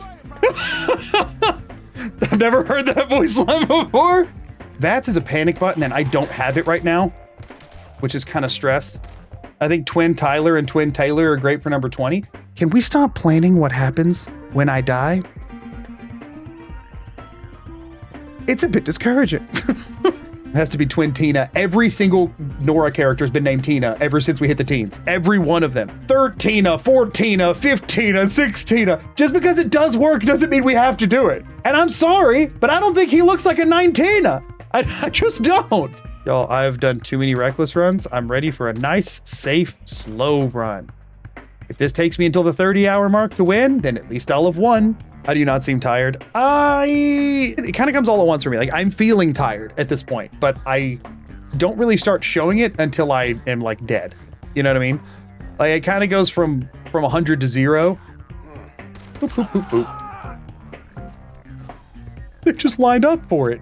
That was awesome. They just stood there and took it like champs. No, that was a lot of damage. Holy crap, that was one shot. Man, we are squishy. I miss June. Y'all were obsessed with June. Listen, she was fine. Somehow we never spun the brother. We haven't spun the Brotherhood ending a single time. I don't know how. Like, we'd spin for it every time. And somehow we never landed on it. Really weird. Sir, just tell me. There's a crashed vertibird up on the roof. Old school. Pre-war. There's a crashed vertibird up on the roof. It's old school. Pre-war. We can't use the power armor and we're squishy as crap. We die in like 2 shots for most of these guys. We need to trigger the death claw without dying and then get in the little house where the death claw can't kill me and then let the death claw kill all the raiders and then kill the death claw. We play this safe by the book. Every time we played it safe by the book, it has worked, okay? It has worked. For some reason, I just had a really bad feeling about that after I jumped, and I was like, I just killed myself, and I just ended the run, and I don't know why I had that feeling, and I'm really glad it was wrong. He's throwing cars at you, and you're still shooting at me? How am I still what you think is the biggest threat here? That seems to be a bigger priority, my guy. Yeah, well, that's what you get for bad target priority. I don't know what you want from me, dude. Whoa! Yeah, that's that car he threw.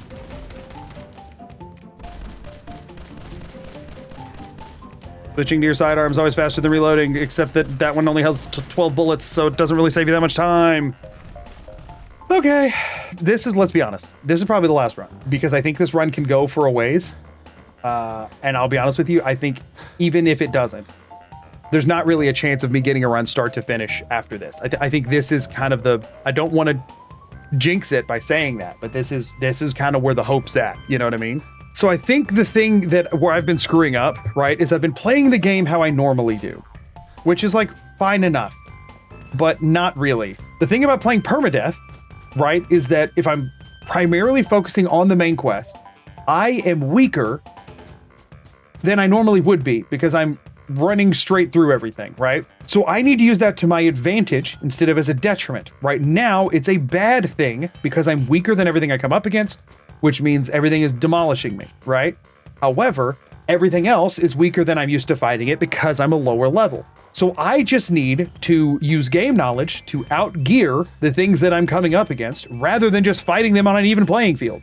I'm shooting myself in the foot like constantly. So what I need to do is just stack the deck in my favor and feel good about the fact that I know how to do that instead of feeling bad about using things that are too strong.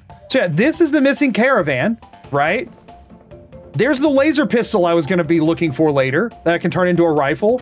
And there's the combat rifle. Now, the main two weapons I need, one that I can kit out to be really strong to make use of all the fusion cells I'm going to get in Fort Hagen, and one that's just already really strong to use all of the 45s I'm going to get in Park Street Station, are in my inventory. Just like that. It's not rocket science. What's wrong with me? Like, I know the answers. I do. And I'm just not doing them. I know this game. What am I doing? This bridge, I know how to walk alongside of and not die. But you know what else I know how to do? Just like shoot it until it blows up so that I don't have to risk it. Why would I walk alongside it when I could just delete the damage now from over here? What I would have done before I just took a minute would have been to do what I always do, which is hop up on this rail and walk alongside this bridge that I know can blow up at any moment. And then Piper would have freaking detonated it and I would have freaking died because I don't normally play with companions. Instead, I just blow it up first. See? Blood bug, danger, combat rifle, strong, health going down, stim pack, purified water, health no longer going down. Don't have to slam snack cakes, can use stim pack. Like, what am I doing? There's art and art. We have no reason to get involved with art or art. All right, we go Bunker Hill. Chill location to be. And now we can go south from here much more reliably. Awesome. While we're here, we can engage in commerce and see if anyone has a frag mine. And we can do this. What? Cabin house. Murder everything but me. Keep moving. Fine. Mass fusion. Super mutants. Mass fusion won't usually mess with you if you stay on the far side here. We're gonna do that. I'll detect you. I'm dead. I should have turned around. Where was the landmine? Where was it? I couldn't see it. Why did I go through? Now, in my own defense here, I want to point out that I was in fact looking for landmines as I ran through there. And I went back and slowed that footage down. Whatever landmine I died to was never visible to me as a player. Like, period. It was either clipped into the ground or just barely on the other side of those sandbags, but yet started going off before I even made it to the sandbags. I don't know exactly what happened here, but it was definitely not something I could have seen in the moment. Now, could I have not put myself in that situation? Sure. But once I was at the point where I needed to start running so I wouldn't get shot by the gunners, dying to that was all but a guarantee, unfortunately. Toby died identically to KT, to a Molotov that was thrown by a raider that, due to my broken audio, I did not even know I was in combat with. There wasn't even an audio indicator for that. Whatever. Next. I have genuinely no idea what killed me. I saw a grenade icon, but like, by the time it showed up, there was no decision that could be made on my part to stop me from dying. At this point, I will point out that I did stream for an hour before I started the runs and the timer, just getting everything set up and hanging out with my community, so I had been live for over 24 hours straight at this point. So the mixture of frustration with what I thought was the game not working, but was actually my own computer, along with just how poorly this had been going and a general amount of physical exhaustion, was really starting to take a toll. That led to me naming my next character Miss 20 freaking done with this, and dying in what is admittedly probably the most embarrassing way so far. What? My audio is like not working. I shot him. I'm dead. Okay, no, my health isn't that low yet. Yeah. I don't even know how it clipped him. I shouldn't have went over there. I should have just kept going to Sanctuary. There was no sound at all. Restart your game. Yeah, I need to close out of it. Having just died to a random settler with a pipe pistol and now being over 24 hours into this stream, the writing was on the wall. I was not going to beat Fallout 4 Permadeath in one sitting. But darn it, y'all, I hadn't even beaten Kellogg yet. And I just wanted to do one good run to prove to myself that I could if I hadn't laid on way too many crazy restrictions. So, with what little energy I had left, I restarted a run with no restrictions, just intent on getting as far as possible as relatively fast as possible. And so here's the story of 20 freaking June. I'm just gonna play what I still, for some reason, consider to be one of my favorite video games now, and I'm gonna try my best to play it without dying. This is not a June build. Y'all just liked June. I will be more jovial in just a moment, everyone. We've been doing this the entire time, right? We've been doing the crap with the rules and the stupid. I'll give myself one chance to just like play the video game, you know? Because I was worried that consecutive attempts of the beginning of the game that we've all played 100 times would be too boring for you all to watch. That's why I added all the other crap. It was just because I was worried that y'all would get bored watching the same thing over and over. So I wanted it to look different every time. And you know, it did look different every time. And yet in some ways, it looked the same every time. And that's probably the most frustrating thing about all of this. It didn't even always look different every time. At the start of this run, I really just had one objective before Park Street Station, and that was to do whatever it took to grind to level 12 so that I could take 3 ranks in stealth, allowing me to no longer trigger floor-based traps or landmines. So I went around to every single settlement that I could get easily and spammed every shelf I could, because y'all, I didn't care how this run ended as long as it wasn't to a freaking landmine. Ooh, buttressed. Let's get some buttress going. Can we get some buttresses in chat? If you ever bit off more than you could chew, could you drop a buttress in chat?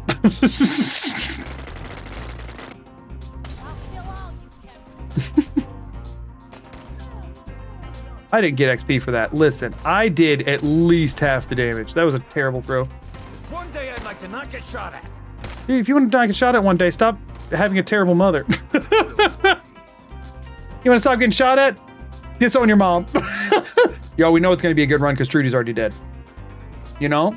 Yeah, listen, I understand that I could just spend time in the first 2 hours getting a bunch of overpowered stuff, but then instead of being on run 22, I'd be on run 6. I was just trying to get some runs into the late game before I invested in them for, you know, timing and entertainment's sake. How many times you cook Kellogg so far? Would you believe that out of the 21 attempts, I've killed him 19 of them? In 24 hours, half the runs made it to mass fusion. Half. The other half were Minuteman. They didn't even have to go to mass fusion. And somehow, every single one of them, every time, I'd make it right up to the end, and every single time, I got killed by the same Yao Guai. I didn't even know there was a named Yao Guai in the game. You know there's a Yao Guai just named Trevor? How long has there been a Yao Guai named Trevor? Who put that in the game? What kind of name is Trevor for a Yao Guai? That's a terrible name for a Yao Guai. You could have at least called him like, I don't know, Samson or something. Anyway, this time, objective, beat the game first, then go die to Trevor. Because let's be honest, we all know I'm not killing Trevor. Dude's invincible. Actually, that's not true. One time I did die to Red Death, but I mean, what are you gonna do about that? Nobody knows how to kill Red Death. Trevor even now is sprinting towards you from out of bounds. That's the reason that the runs have all ended, is like, even ones that like I could have maybe taken Trevor on. He chases you from the second you leave the vault. I'm warping to a different part of the map, and Trevor is leaving from like Vault 111, and he's still on me within 2 minutes. I have 2 minutes to prep. How? You can't get ready to kill Trevor in under 2 minutes. 6, maybe. 4, pushing it. 2 minutes, I'm dead. What am I supposed to do? Trevor's like the infinite snail or whatever. No. The whole idea behind the infinite snail is that it's always slowly approaching. Trevor is always coming at you at Mach 10. For a second, you think you have long enough to... Dead! Trevor, on your face. Exhales? Dead. Trevor. Inhales? Dead. Trevor. Thoughts about breathing? Dead. Trevor. I think I missed a critical part of the stream. You didn't see... It's because he's so fast. That's what it is. Trevor's so fast, you probably didn't even see him come by. That's okay. I mean, he's hard to spot. If it wasn't for the health bar popping up at the top with his name, I wouldn't even know. One run, Magoo went to beat the game and found out Trevor already beat it. Somebody's out there frantically trying to find Trevor the bear in the Fallout 4 wiki. Trevor gained sentience and left the game years ago. He's after you now, in the real world, which means you only have a few minutes left. Enjoy them while they last. Nope. Screw you, random bloatfly that for some reason just like does a drive-by of this settlement after I've been here for like 20 minutes. What's that about? This is what we're here for. We should get a laser pistol and a combat rifle. All right, go save Nick. Here goes something. Oh, sir. You ran over to the bathroom? Dude went to go take a poop in the middle of a firefight? What the crap, dude? Literally. Got him. Yeah, nope. Waiting to heal. Too many of them. It's firing squad. They won't come up here because that's a different load cell, and I literally have never seen one of them cross this boundary. That's why they're all just standing at the bottom of the stairs. Take it. And there it is. No more landmines. Overstaying my welcome. Oh, but see, I got a kill, so now I feel rejuvenated and like I should stay even longer. Now I got another kill, so I should push. But he's still shooting a full auto submachine gun at me, so I should not be pushing, but I did anyway. And the thing is, this time I wasn't punished for it because I stayed calm and also had a bit of good luck. Next time I might not get that good luck. Next time I might not stay that calm and I might get punished for it. And I'll be like, what? But my prior experience says that should have worked. Last time I like tricked myself into thinking that that's a good idea. I unironically think Corner Peek is a really good mechanic. He stopped to pick up a gun, but he took way too long doing it.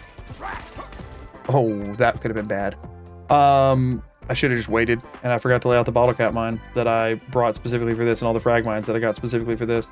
While this time I did make actual preparations for Skinny Malone, I unfortunately also forgot to throw the bottle cap mine out that I had planned to kill him with on my way into the vault. But you can just chalk that one up to being 25 hours deep into this. Well, it's gonna go one of two ways. Shoot up my guys? Then we're going to pop a jet.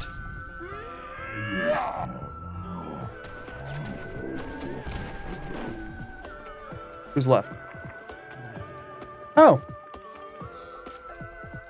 Nice. Huh.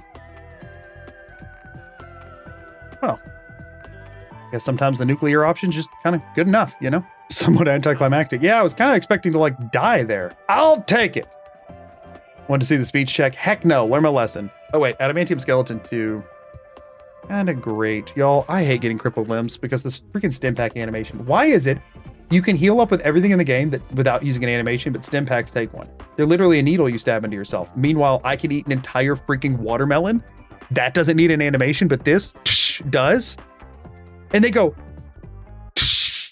and then take it off. Like, just stab and go. Compare that to, where's that animation, huh? Like what? Because stabbing yourself in the chest is dramatic. So is eating an entire watermelon. I'm sorry, if you think stabbing yourself in the chest is more dramatic than eating an entire watermelon, then you've clearly never seen somebody eat a watermelon, right? How much longer you can go on? Not a clue. We'll find out when we get there. After taking down Skinny Malone and then doing all the needed Diamond City stuff, y'all, I didn't want to waste any time before heading to Kellogg. After all of this, I just wanted the chance to fight him finally. Go get him, boy. Oh, I'm an idiot. I'm an idiot. Thank goodness I wasn't over there anymore. Thought I took those stealth perks. Is someone present? Oh no. I had the wrong gun in hand.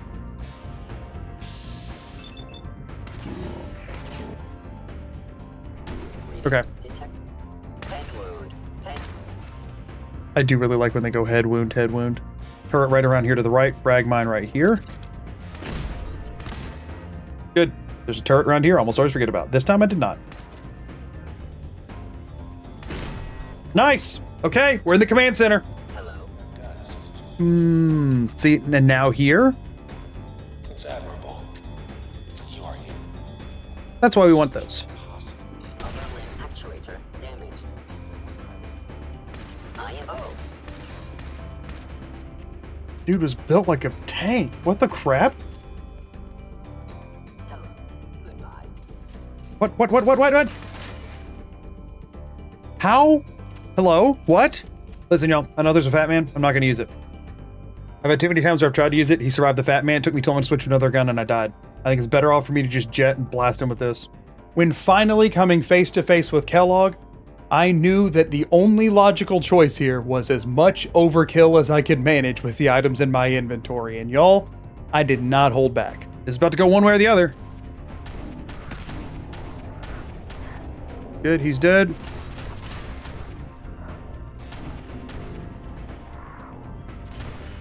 Good. Okay. Okay. Good. That's Kellogg down. That is finally Kellogg down. We can breathe a little easier. After finally feeling the relief of some amount of forward progress, it became immediately apparent to me that my wall was about to hit and hit hard. I had just been at this for too long, but I didn't want to just stop right then. So I decided to just full sprint towards the main quest line until I either died or beat the courser. Realistically, I knew I didn't have anything past the courser in me, so that became the goal, which meant it was time to go finish up the quest line and run straight at the glowing sea. I am somewhat familiar with this from the itemless run, but that was a long time ago at this point, so we have to stay very vigilant through all of this. We have a hazmat suit, so I can take as long as I need to. I'm not going to die from the rads or anything. Now, I will want to take out the death claw. I won't want to risk running past it on this run, because if it grabs me, I'm insta-dead. That is the thing, is I will have to take out the death claw, and I will have to make sure I dodge the sting wings. And by dodge them, I mean not encounter them at all, because if I fight them, I will die. There he is. Oh, it's like no damage.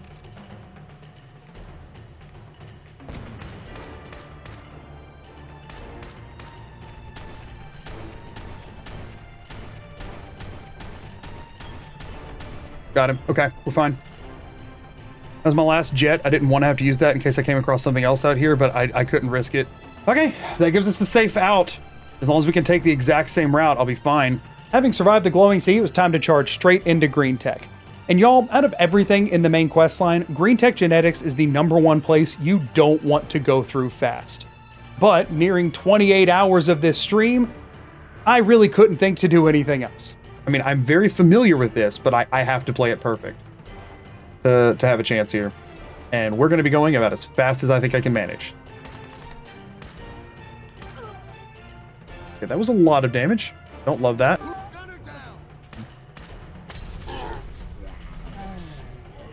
Got one tapped by a Molotov. I had turned to run too as soon as I saw him pull it. Just 28 hours and 15 minutes after starting, my chance at beating Fallout 4 Permadeath in one sitting had ended. But that's not where our story ends today. Because for some reason, I really can't tell you why. A few days later, I decided to give it one more go. And this run was still with the restrictions, by the way, although I finally did remove the ones that were so horrible they really never should have been there to begin with. And I decided not to roll for the faction ending, since what really kept happening over and over is I would get a build that worked really well with one ending and roll a different one, and it was just super counterintuitive. Chems and VATS are by far the two most punishing now, but if I got both of those, if I got no VATS and no chems, probably borked, but any other combo I think is fine. What I want to do is I want to spin one up and genuinely, whatever I get, give it my absolute all, instead of if I don't like the rolls, taking a dive, you know what I mean? Playing too reckless until I want to operate under the assumption that whatever I get is possible and see how close I can get to that. Nora won!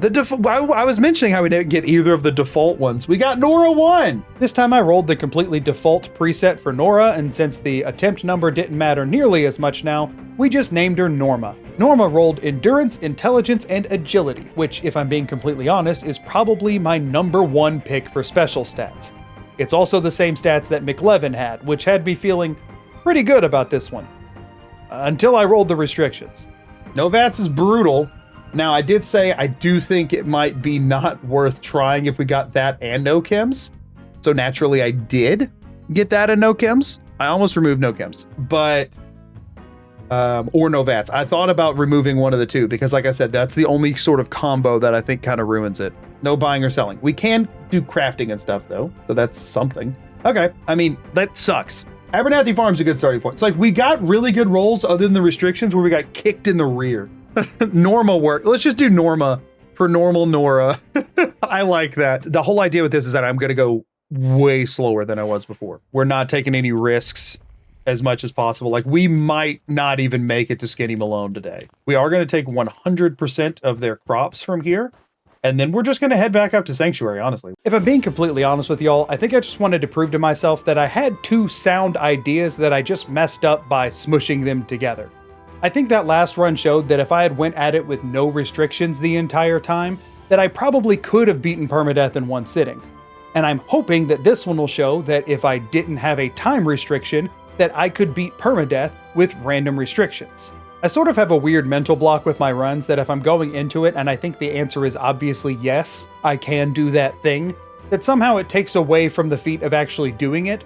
So I tend to make them harder and harder and harder until I'm not even sure if it's something that I can do.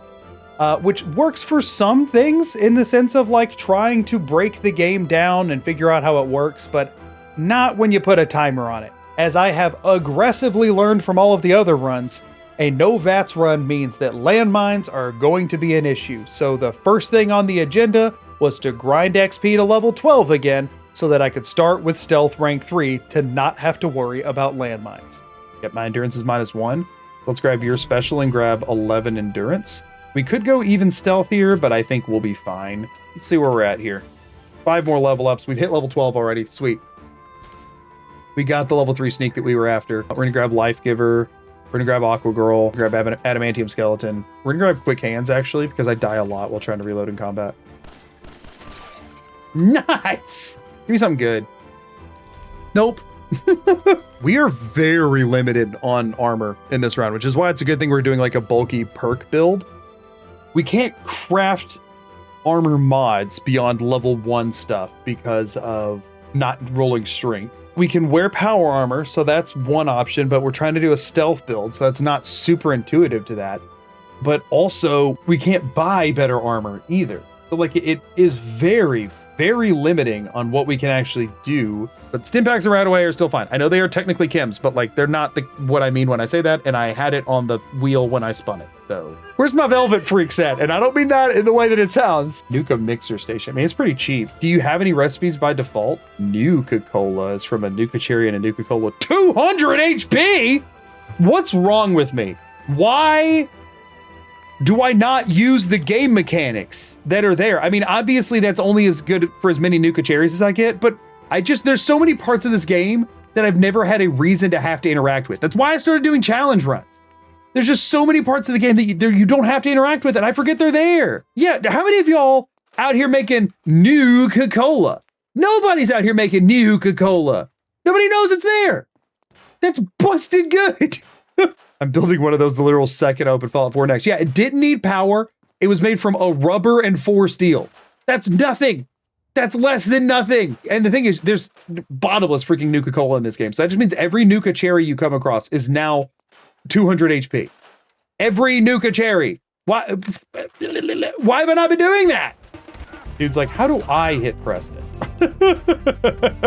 I would like to kill that man up there, but my pool cue won't reach. What do I do? I mean, this is a relatively safe settlement to take on, if we're being honest. Like, if you know where the spawns are, which I very much do. Okay, dog found something. Good dog. I really don't understand what you're asking. Seriously? I really don't understand what you're asking. Seriously? And every raider out, so there's only 2. Oh, okay. I really don't understand what you're asking. Seriously? I really don't understand what you're asking. Seriously? What? Dog meat's like, can we go inside, please? No gunfire after. No gunfire after midnight, but 11:50 p.m., shoot your neighbor all you want. We don't give a crap. Shoot him right in the face. I had decided to go with the Minuteman ending for this run, mainly because I figured it'd be the safest option, but also because I figured while playing it safe, it'd probably be the quickest. That didn't mean I wasn't going to go join the Railroad though, because I wanted both Ballistic Weave and the Deliverer for this build. And yeah, I can't improve the Ballistic Weave, but even the base layer of it will help beyond anything else I can wear under armor. I know that one's dead. I'm gonna shoot them all, okay? I'm gonna shoot them all. I know which ones are real and which ones aren't, but I'm gonna shoot them all anyway. How am I a big deal out here? You're practically famous. What have I done? I've done literally nothing, dude. I've done nothing. Listen, boss, this lady's made it frankly horrifying about his shelves. The entire Commonwealth is hurting for wood and steel. She just keeps hoarding shelves and then breaking them apart and putting them back together, but slightly less optimally than before. We don't know what her deal is, but she's terrifying. This is just such an easy grab. It's hard to not do it. You know what I mean? Obviously, we're not. Norma, where'd you go? Right? Yes. Where'd she go? ID number. Game's falling apart. I gotta wrap it up. I gotta wrap it up. The true stealth build. If your agility gets too high, you just vanish. How hard do we think clearing Hangman's Alley would be? It would be so helpful. Like, so aggressively helpful to have. That was a huge risk. I could have hit that right in front of me and blew myself up. I didn't mean to actually do that. Like, I pulled the thing without thinking, and then I let go, not thinking that it was going to throw it for some reason. It could have clipped that and blown. Like, hitbox-wise, I got very lucky there. Hitbox-wise, I also got very lucky there. Relentless submachine gun. Refills action points on a crit. Well, that's beyond useless to me. Oh, is that a dead guard? Oh, that's why the guards aren't fighting. It's because they're all dead? Oh, shoot. This is what we're rocking now. Hey, that's Norma right there, baby. You devious, rabble-rousing slanderer. I'm gonna head back over to Hangman's Alley. I want to set it up as a settlement. I want to get it actually going on settlement stuff so we can get reliable access to like food and crops, and so that we can get every so often grab some purified waters. Let's do Conquered. We can grab the power armor, and as long as we don't sprint, we should have enough energy in the fusion core to get down to Hangman's Alley, and then we have that there. Yeah, this isn't gonna be bad at all. No reason to take any risks with this. Absolutely none. We made it to Hangman's Alley. And look at this, we have the better part of 2 full fusion cores. We are going to just park this over here so that it's out of the way. And I'm gonna eject fusion cores and I'm gonna end up putting them somewhere else. All right, well, here goes something. There's a lot of traps in here and Deacon will set them off. So I do have to be very careful and just kind of stay away from Deacon if we're being honest. Good. Good. Good. Dog meat? What the crap? You just butt stomped the door. Sorry, Deacon. There should be nothing that could detonate that in here. I'm not taking the risk. Hostile sensor reading detected. Okay. Ghouls there. Don't want to deal with that. Nope. Oh no, please, not like this, not like this. Thank you, high stealth. Oh my gosh. I was trying to avoid these specific ghouls that I've died to before, and I almost walked into a fat man. I wish I could take that raider out, but I don't even want to go near that area. All he has to do is fire a shot. I'm a goner. That was half his health. Yeah, we're gonna go and take him out. If I'm gonna come back here to loot this, I need him dead. What the fuck was that? Okay, he's down. I don't actually care about looting any of that. I just don't want it to be online. I don't know how long until they respawn, but I'm coming back through here right now with Codsworth, and Codsworth's even less sneaky than Dogmeat is. This quest is stressful, but it's not that bad. It's just bad if freaking H2 and High Rise go the wrong freaking way. Boop. Oh, that's a legendary raider. Boop harder. Y'all, let's get a good legendary. Like a run-defining legendary, you know? Another legendary meat hook? Why? I've gotten, I think, 4 legendary, maybe 4 or 5 legendary drops this entire time, and 2 of them were meat hooks. Run defining. You know what? It is defining the run in like the worst way. Nah, we're chill. They were easy this time. If one spawns legendary, it can be scary, but oh, that one was legendary. Cavalier's lead pipe, y'all. Man, we're getting the good drops this time, you know? Like, there's bad, and then there's whatever the crap's been happening to me. This could be the end of the run. Very, very possibly the end of the run. These 2 idiots try to die. They try to die. This is a very potentially run-ending area. There's a lot of super mutants around here that they tend to like to provoke. They poke the bear. They always poke the bear. If there were a Yao Guai here, if Trevor was here, they'd poke him. Idiots. Like, look, he's just standing there. He's just standing there. Not menacingly, just standing there. Will it ever go through? Hey! Throw another one. Hey! Did I just say sneak attack? You can sneak attack with a Molotov? Surprise, you're on fire now. Yeah, exactly. Over here. Lazy dog days, right? Dude could have ripped through me. I got stupidly lucky there. Okay, so the combat rifle he was using wasn't the legendary. It was obviously a VATS enhanced boxing glove. Because, you know, that's what I was hoping for, was a VATS enhanced boxing glove. Is it Zamonja? Yep. Okay, that's going to be a problem. Oh, wait, that's a legendary raider? I'm using the wrong gun for this. Run. Run, run, run, run, run, run, run. I survived a Molotov. Which one threw it? Was it this one? I survived a direct hit from a freaking, or darn near direct hit from a Molotov. That is, shocking and comforting. That was a litmus test that I was not wanting to undergo, but at least we passed, you know what I mean? There is a raider in power armor named Boomer who has a fat man and a bunch of frag grenades. If he sees us, we lose. I'll find you. Run. All right, we have to do that as many times as it takes to actually kill the guy. And then after we do, we immediately have to kill everyone before they can get to the fat man, because they will run for it. And then if any of them pick it up, I'm in the same position all over again. This is one that I could have avoided having to deal with, and I screwed it up because I got too many settlements early on. The thing is, at the time I was thinking these help me right now, and I might not be alive even then, so why should I worry about what's going to happen in the future, which I do think was the right call, but oh boy, it sucks. We're fine. All right, that was a run ender spot. That was a run ender. Come on. And we made it. We survived it. Cloaking leather left leg. Oh, but it's being hit in melee. Frick! No, I need chameleon. Chameleon's the good one. Cloaking sucks. Frick! No! Ah, I thought it was good. Chameleon makes it where when you're standing still, you get a stealth field. Cloaking means you have to get hit in melee. What good does that do? Being hit in melee, they already know you're there. I'm so upset. That's such a terrible legendary effect. Like, egregiously bad. We got the quest. If we can just get the stuff, I can feel a lot better. I've never done this. Heck yeah.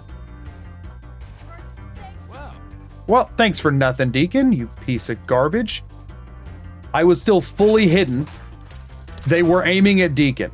Deacon's the stealthy companion. I am genuinely wondering if not going with a companion would be better, but I just need the carry weight. Oh, yeah, no, well, heck yes. All right, well, that was easy. Might as well go turn the quest in so that we can have the mod unlocked. Okay, so there's that. Say the creme de la creme. But the creme de la creme? There we go. He's now said the words. Question is, how much does this take to do 12 more ballistic fiber somehow? This sucks. National Guard Training Yard is the best option. I don't know how many are there. The wiki was vague. Oh, good. A Hunter's Walking Cane. A Hunter's Walking Cane, everybody. The best possible legendary. The main concern is the glowing one in here. The rest of it, I think as long as I play it slow and stealthy, will be fine. There he is. It looks like a normal glowing one, though. Okay, we're fine. If it was like a putrid or a legendary or something, that gets really sketch. Yo, military grade duct tape. There's one of them. Okay, so we have enough to do the fatigues, and we are wearing them. Yeah, we're running. You know, sometimes you don't need anything flashy. You need a crap ton of healing items and the willingness to wait it out. Thank goodness. Oh, that's giving 35 energy resist because it's military fatigues. Nice. Having completed everything I needed to with the railroad at this point in the game, it was finally time to head over to Park Street Station. And y'all, I cannot begin to express to you how different that place feels at a mid-level with some decent gear versus every other way I took it on. Just the combination of rank 1 ballistic weave with the deliverer made this feel like a completely different video game. Pipe pistol moment. Put Deacon between me and them. If he goes down, I don't give a crap. I can stim pack him. I brought plenty. It's surreal knowing the run's about to be restarted is the meanest message I've ever read. Screw that. You butthole. I'm doing fine. I'm doing good even. Rude. I know. The nerve of some people. This area also freaking sucks, but it's just such a hail of bullets. So what's going to happen is this is either going to make it to where I don't have to fight him at all, or it's going to be the reason I die because I won't be able to get hidden at all. So that's for Skinny. That's for Darla. That's for Triggerman A, and that's for Triggerman B. Is that overkill? Hopefully. Am I changing my mind on it? No. There's guys in there that come out, but since I wasn't really detected for any significant period of time, if at all, they kind of trickle out. Oh, or not, or they both run out at the same time. Oh, it's because one guy's pushing the... Okay, no, we're out. We're not doing that. I missed like 17 shots. I ain't doing that. He's still pushing him. Oh, that's Deacon. Never mind. Just shot the crap out of Deacon. Idiot! Like, this is the most useless thing in the game for me. It'll be good to know that all of the shopkeepers are just doing well. You know what I mean? They're just having a good time. They're very profitable. Did the mine break his legs? Yeah, it did. Oh, he just got up, though. He just decided his legs aren't broken anymore. That's not fair, dude. You don't get to just decide your legs aren't broken anymore. So I've had this weird thing lately, y'all, where my audio in Fallout, when not in front of me, is way quieter than normal. Like, the audio is the same volume as it always has been, but specifically the directional audio, stupidly quiet. Does anybody know what would cause that? All of my audio sounds like it always has. But if I do this, which is terrifying right now, they stop shooting. Well, that doesn't help me. There we go. That sounds 800 miles away, and it's right there. Like, that doesn't sound like they're in the same room. I have no idea what causes that, but it's going to get me killed. Okay, I just changed some stuff. We'll see if that helps me. Oh, no. I can't tab into my game at all now. So I knew I should have saved after saving Nick. There's a bed there. I knew I should have, but I was like, things have been pretty stable lately. I would rather keep the adrenaline stacks. That feels very consistent, which before at this point, I don't even think I'd be able to hear that. And I can now hear it. So I think we're fine. Okay, let's go save Nick Valentine. I would say I'm going to take it faster this time to make up for time, but let's be honest, that would kill me, so I'm not going to do that. Hey, you know, sometimes Todd feels bad for me. What can I say? Sometimes Todd pities me. My stupid challenge running self. He says, give him an extra quantum. Scary, scary Dino. He's a triggering man. Honestly, I think he is the least triggering thing in this entire vault for me personally. Got it. Yes! That's huge. Nick, what the crap are you doing, dude? What? Nick!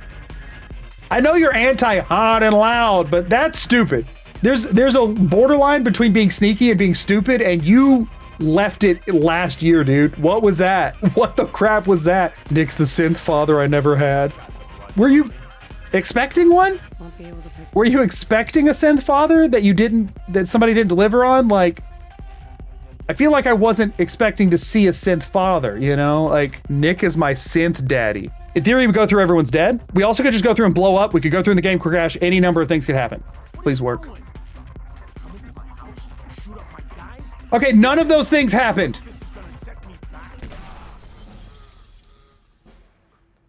This was much better of an outcome than I could have ever predicted. I thought he set it off. Does it not until they move? What? I have no idea why that worked, but that's fine. We take those. We take those every day of the week. And we're now 2 ballistic fiber away from making an armored hat. It sounds like he says buttholes every time. I'm sorry, Codsworth. It sounds like every time I walk by you go, more than a few buttholes around here. It's 100% what it sounds like. I swear there's no world in which he's saying something else. More than a few buttholes. That is what he says. That's what the voice actor says. I don't care what the captions say. I don't care what other people's ears say. That is what he says. We're looking for my baby, Sean. We're looking for my baby. Anything else you remember? Anything else? Yeah, we're looking for my baby. Can we focus on my baby, Sean, please? He's less than a year old. He's less than a year old. Why your family in particular? Yeah, that's what I'm trying to get you to. You're supposed to tell me. Remember? Yeah, I remember that my We're looking baby's for my missing. baby, Nick. Sean. Good question. Quit deflecting, Nick. You're the detective. We're looking for my baby. I don't know what else you want. Someone would be taking I don't know who else you're trying to find here, Nick. I only know that my We're looking for my baby baby, Sean. is missing. He's What do you less than a mean? year old. Anything else? I don't know who else they took, Nick. I only lost my baby, which is pretty important to looking for my me. baby, Why are Sean. you trying to talk about something else? He's less than a- I know you're a robot. You were created as an adult, but have you never seen a baby? You know what a baby is, right, Nick? You're a detective. You know what a baby is? Ready? Oh, he turned back. I was ready to watch him take a dive. So we're 1 ballistic fiber short. In theory, it makes sense for me to go get that first and then go fight Kellogg so that I have extra armor. I'm not going to do that. It does have a fusion core in it, and it's T60. How far do we think I can make it through with the suit of power armor? With just 1 fusion core. The one thing I have to be careful of is I forget to look at the HP gauge whenever I'm in power armor. That's just a bad habit of mine. Like it doesn't register in my brain as an HP bar because it's a part of the like immersive style overlay. And so I tend to not notice when I'm dying as much. That would have been a lot scarier not in this power armor. I just want the power armor to deal with the synths themselves. That's the main thing I'm worried about here. Oh, it's a legendary? Okay. You know, another thing that's nice? Getting to skip the stim pack animation is like an underrated, in my opinion, underrated benefit of power armor because I hate that animation. Yeah, dude, punch me. See that? No stagger helps a ton. Like, sprinter synth left leg. Oh, shoot. That's actually awesome. Sprint head first into the danger zone. See, I was thinking about using it to sprint away from danger. It was more of where my thought was at, you know? I mean, to each their own and everything. Knew how that went. I knew he'd walk up, open the door, and I could double tap. Oh, yeah. Forgot you were alive, dude. I don't think we're alone. Oh, you don't think we're alone, huh, Deacon? Really? What about this location gave you that idea? The fact that we're here to murder someone, or the fact that I was actively murdering a robot while you said that? What is it, Deacon? What is it that makes you think we're not alone down here, huh? What could possibly make you think that? There are a number of people that are convinced that things are gonna go poorly for me. Listen, y'all. This is my last run of this. There's no world in which I'm dying before green tech, okay? Like, normally I'm scared of like, oh, I'm gonna jinx it or whatever. No, I'm not dying to Kellogg. I will kill Kellogg here. It will go smoothly. Will it go according to plan? Maybe not, but it'll go smoothly and I'll kill Kellogg. I'm not worried about that. I can say that with this degree of confidence because it's going to happen. Like, listen, I'm not the best at this game, but I am fine at it. I'm gonna kill Kellogg. Cope harder. Where's your cope gonna be when he dies here in a second? It's gonna turn from you're definitely gonna die here to it's not that hard. I just make it look easy and then they go, well, it's not like Kellogg's hard anyway. And we're gonna do that until I beat the game. Okay, this is just the way these things go. I don't believe in Magoo, I believe in the deliverer. I'll kill him with a pipe pistol. Kellogg isn't hard to kill. He will either die to an explosion or a pipe pistol. I can't control if he dies to an explosion, okay? That there will be mines. He might step on one. I can't do anything about that if he steps on one. So we're gonna put a bottle cap mine right here, okay? I'm gonna engage the fight from here, and I wanna be able to move past it without, you know, screwing things up. So we're starting the fight from here. We will use that. We're gonna not use the deliverer on Kellogg. We are gonna use the deliverer on this guy. This synth will come and guard this door usually. Yeah. Okay. All right, we wait till we hear a boom. Then we kill him. We want to give time for his, there we go, for his stealth boy to wear off if he, yeah, he's there with the stealth boy on.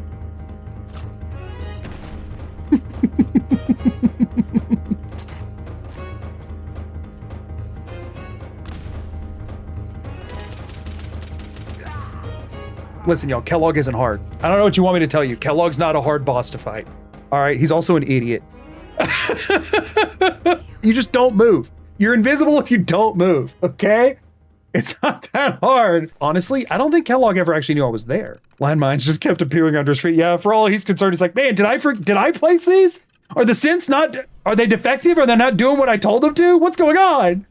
From his perspective, this was a wild time. But then again, I guess from his perspective, it's a very short one too. Green Tech Genetics, hard. Kellogg, not hard. Oh, there it is. Hey, we can go mod a hat now. Well, now we get to slowly meander back. Aren't you gonna stop reading chat while walking? I'm in power armor, I'm invincible. You can't die in power armor. Oh, that's a brute? That's not good. Why are our brutes already just spawning as freaking random encounters? Deacon, could you pay attention ever? Just like, open your darn eyes, man. So here we go. This is it. We did all that for this, but hey, that's 30 of each. That's actually a big deal. Honestly, the biggest things I'm worried about right now are explosives in green tech and random legendary enemies. The glowing sea should be okay. What you got, dude? Quick draw board. Yeah. After sprinting through Kellogg's head and checking in with my best pal Phyllis, it was time for another sprint through the glowing sea. I opted for no power armor and a hazmat suit for this one, with the objective as always being full combat avoidance, which thankfully went pretty well. Here's the strat, okay? We go from this radio tower, we pretty much go straight south until we hit the edge of the map. And then once we hit the edge of the map, as long as you hug the edge of the map, there's not really anything that ever sees or fights you at all.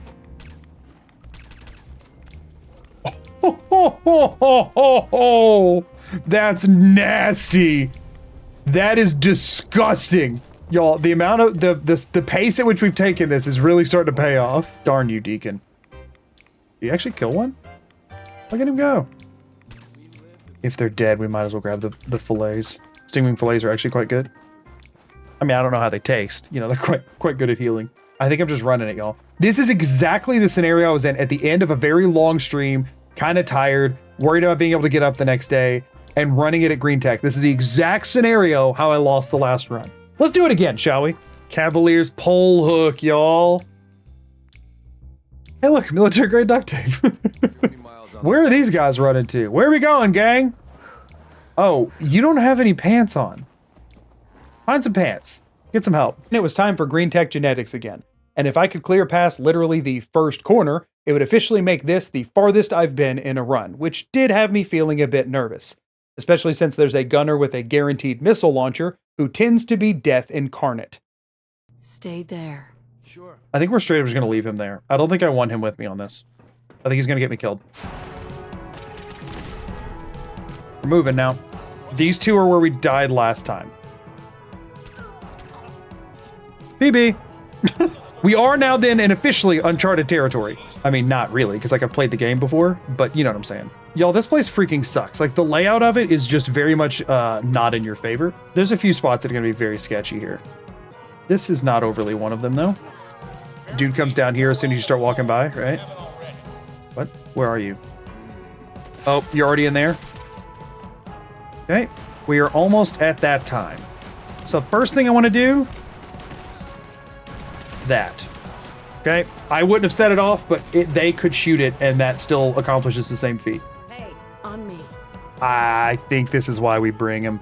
I think the way to play this safe is to just let Deacon kind of take a dive, you know? Freaking shoot Deacon already. As soon as you shoot, I know you have to reload. Why is there no explosion? I gotta stay. Oh, Deacon, what the crap? Where is he? Gonna have to play fast and loose here, okay? I'm just flying by the seat of my pants. I just gotta try and believe in my own reaction time, I suppose. Ooh, a penetrating lead pipe. Actually, let's not think about that. No jokes were gonna come out good from that one. Melee, how odd. Yeah, I know. They're still alive. Get in there, Deacon. Oh, I saw everything flash before my eyes right there. Why did they not shoot Deacon? I mean, why did they not shoot me, honestly? Where's the explosion?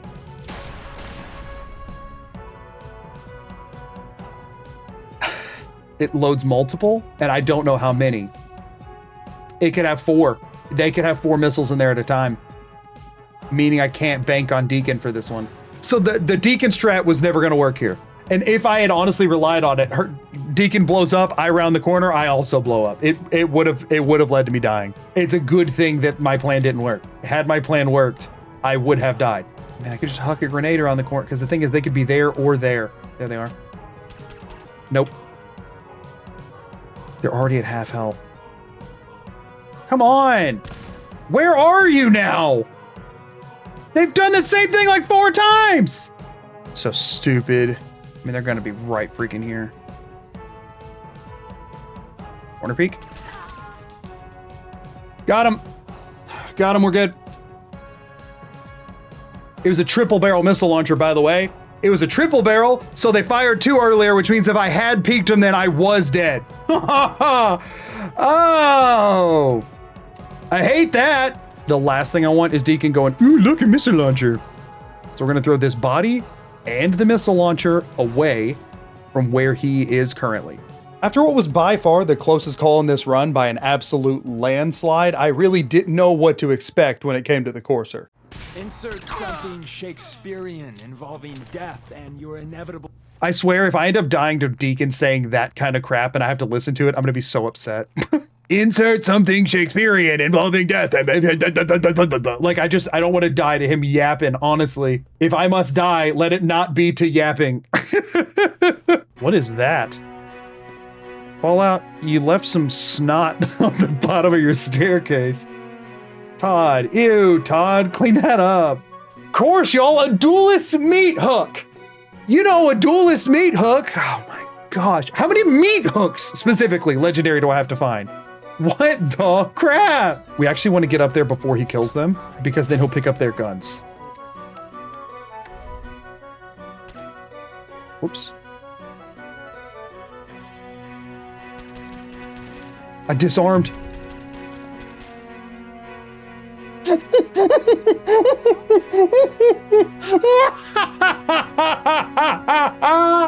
Okay, it happened quicker. I wasn't ready at all. Didn't matter. He didn't know where I was. And as per usual, the biggest threat in green tech genetics is definitely not the Institute-designed killing machine you're there to find at the top. Also, 1 a.m. on the dot. I'm so mad. I'm so freaking mad. I'm so freaking mad. There's not a bed up here. There's not a bed. My game crashed, by the way. My game just crashed. Like, that wasn't like I waited too long to sleep. There was no bed. I didn't even go through a freaking load zone or anything. It's just a full-on crash. Where does this... Oh my gosh. Yeah, last saves at Egret Tours, y'all. Despite how indescribably frustrating that was, and how much my entire chat was telling me that since I had already cleared it, I should have the full right to just console command my way back to where I was, I decided to take on green tech genetics from the beginning, again, completely fair and square with the same rule set. All right, y'all, it's time to hopefully not die. Somebody else could pick it up. I gotta move. For anybody who's wondering why I'm carrying all the things that I'm carrying, this is why. I don't want anybody picking that up. What?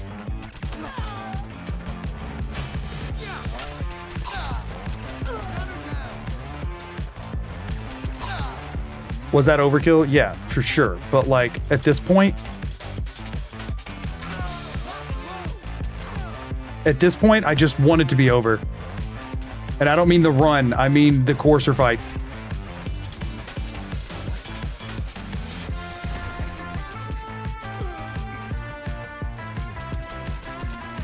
I've done it twice now, Todd. I've done it twice. Don't make me do it again. I don't wanna.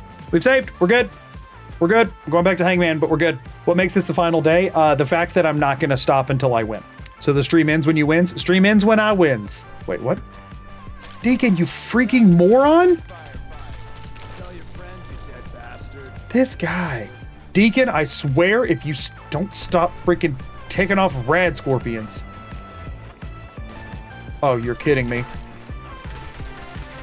That's the wrong gun for this. This is the wrong gun for this, but I bumped the button and I'm just committing to it. Oh, frick. We just take it on. Can't play around with that. Cannot play around with that. You're your companion. Bro. What did you do to me? What did you do to me? That was the most terrifying thing that could have possibly just crested the horizon there. Holy crap, Deacon. You're going to get me killed. You're supposed to be with me so that that kind of thing doesn't happen, dude. I was fighting a Deathclaw and you're like, yeah, let's go poke some Stingwings with my Zap Sword. You maniac. What is wrong with you? After surviving another trip through the glowing sea, it was Minuteman settlement time, both for the teleporter and to start getting enough settlements needed to actually beat the game. Hold on, does Preston get upset with you if you just Sandman kill? If I just yoink them out of existence here? How mad does Preston get? Does he send me on another quest or is that fine? I never get to use that part of this perk. Deacon hated that. He'll get over it. He'll get over it. I've hated a lot of what Deacon's been doing. Look, we got 10 Pines Bluff. Yay, we did it. I cleared out that settlement you sent me to. It's different in this light, right? Like, why take the risk, right? I gotta remember, I'm doing permadeath. Why take the risk? Yeah, we just kind of gloss right over it, huh? Yeah, Feral Ghouls. Okay. That's fine. I'm cool to do that one. Bedford Station, that's not an issue. Are you freaking kidding me? Okay, we're fine. Listen, sometimes you need to sneak away. Sometimes you need to take the opportunity when it presents itself. Yep, we out. All right, Preston, give me Castle Quest after this. I ain't touching Finch Farm. I'm not doing it, dude. Why is he not giving me the Castle Quest? Okay, well, let's just build a teleporter then.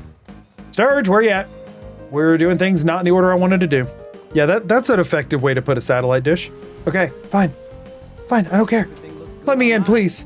Is the plan to Dome Father and Jet? No, I'm not allowed to use Kim's. The plan's to Dome Father and run away. We out. Scanning. Excuse me, boys. Ain't dealing with that. These two we have to fight. They like weren't active. Bye-bye. After giving Sean a very polite hello before leaving the Institute, my full attention shifted towards the castle quest, considering it was one of the most stressful things I had left on the agenda. Dude! Tell me about the freaking castle! You have to have settlers add settlements for them to count. I think I have 4 settlers at them, right? We have people at Greentop, we have people at Sanctuary, we have people at Hangman's Alley, and we have people at... Oh no, we killed the 10 Pines people. Oh. Okay, well, let's just build a recruitment beacon. Wait, we'll just send some of my settlers somewhere else. We don't have to build a recruitment beacon. We'll just send some of the... We'll just disperse settlers. Oh boy, a fresh new settlement for us. Wait, what are all those corpses doing there? Hey, the resources at 10 Pines are still there. Congratulations, you now live at 10 Pines Bluff. You live at Taffington Boathouse now. Cool. So now we have 5 settlements with settlers. All right, now you get out of my bed. This is my bed. You got to go sleep in a crappy bed. He's not going to do it until we got to turn in one of his quests, I think. I think best bet here is to just go grab Jamaica Plain real quick. It won't be too bad. Okay, Jamaica Plain time. Ooh, please tell me you have better pieces of power armor. Oh, hold up. That's bad. That's bad. This was a mistake I just made. Oh my gosh, he's tanky.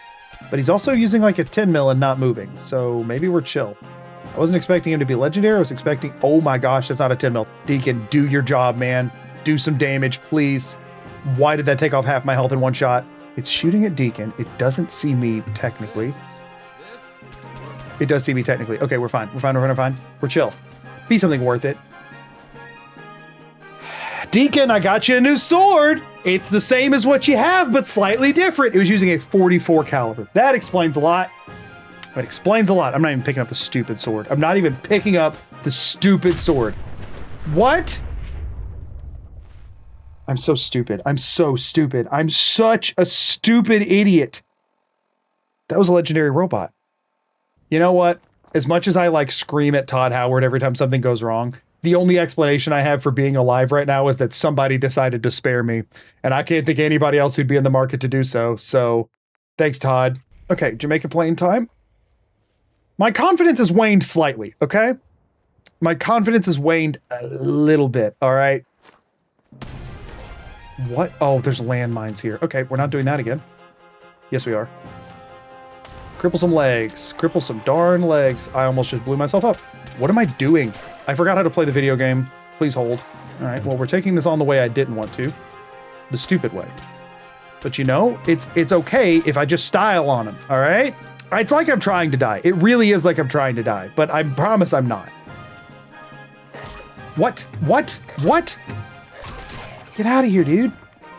I need to not die to your buddies. We're just doing the thing that I should have done to begin with, which is light pole strats. No, we're not, because they hit me off of it. All right, that thins the herd a little bit, so I can at least see which ones are the ones I have to worry about. Okay, we just deliver.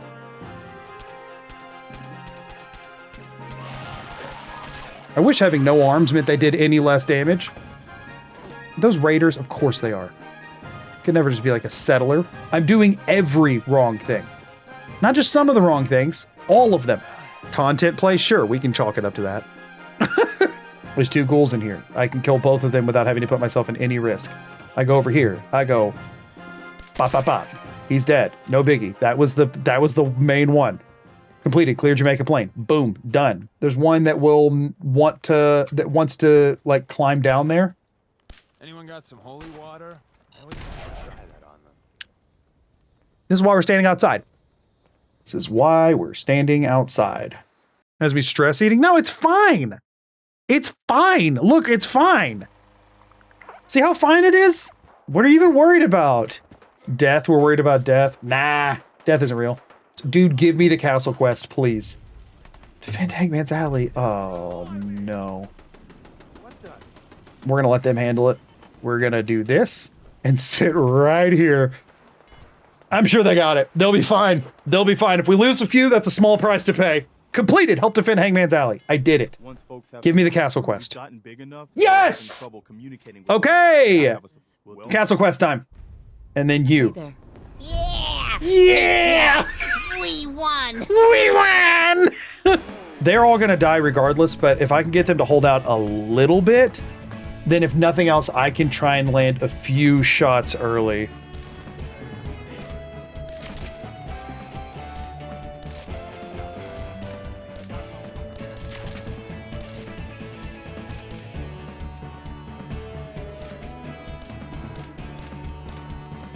Listen, y'all.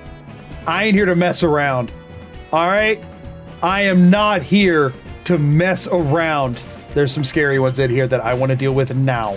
Here, this one.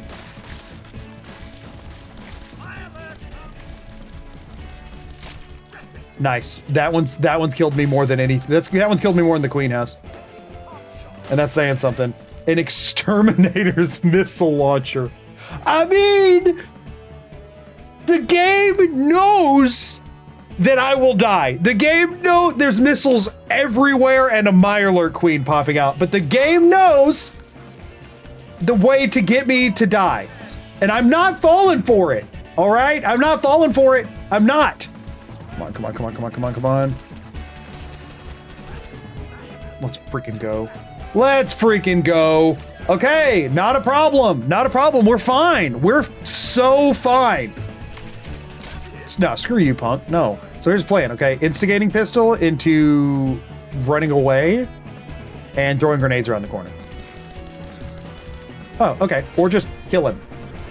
Killing him also works. I'm okay with plan A of just kill Sarge. When it came time to set up for the castle defense, I knew exactly what I wanted to do. When I was doing this run, I had recently finished my Settler Taxes run with Doug Demodog, and during that video, I had set up what I called the Nexus, a bunch of floating platforms with missile turrets on it that had managed to do the entire defense for me while I just stood in the middle and waited for it to be over. The plan was to recreate that same thing, except for instead of standing in the middle, I was going to build myself into a box in the walls and not move in the slightest. Yep. Did you forget I was wearing power armor? Because I didn't. Okay. Just get the heart racing a little bit, right? The platforms are smaller, so they're less likely to get hit by the other missile turrets. That's the reason we're doing tiny platforms. So now we need to just go find a bunch of aluminum. That's our current objective. Yeah, here we go. So we needed, what, 31? 1 per aluminum. So we need 31 trays. Nope. Wrong way. Okay, so this is where we do this, okay? We don't take any chances here.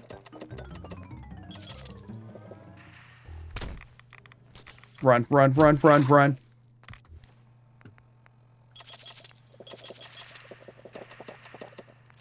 Go, go, go, go, go, go, go, go, go, go, go.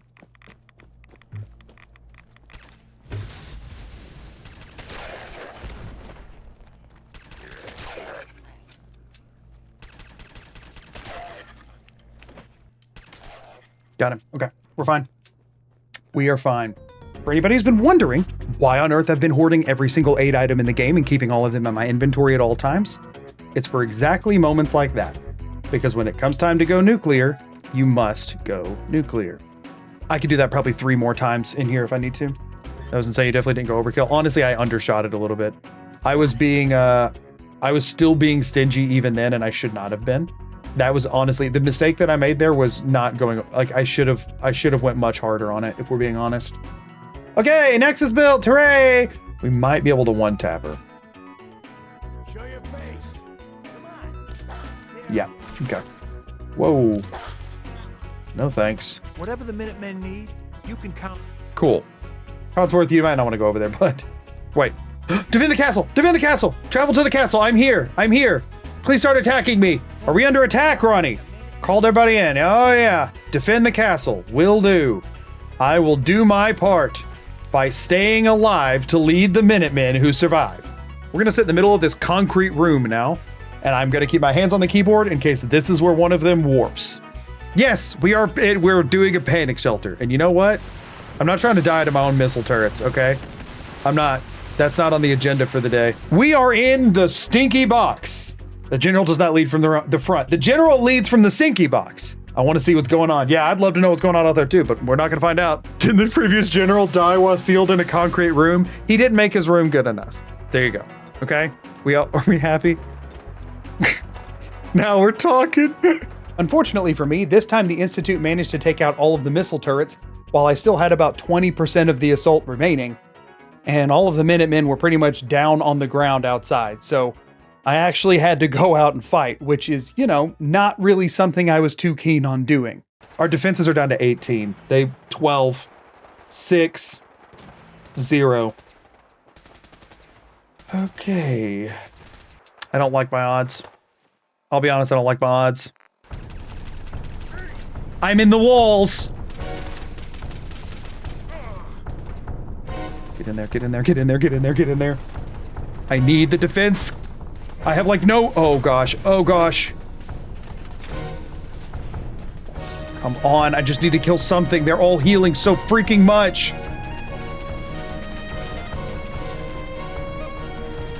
How are you alive? Okay, we're fine, we're fine. What the crap?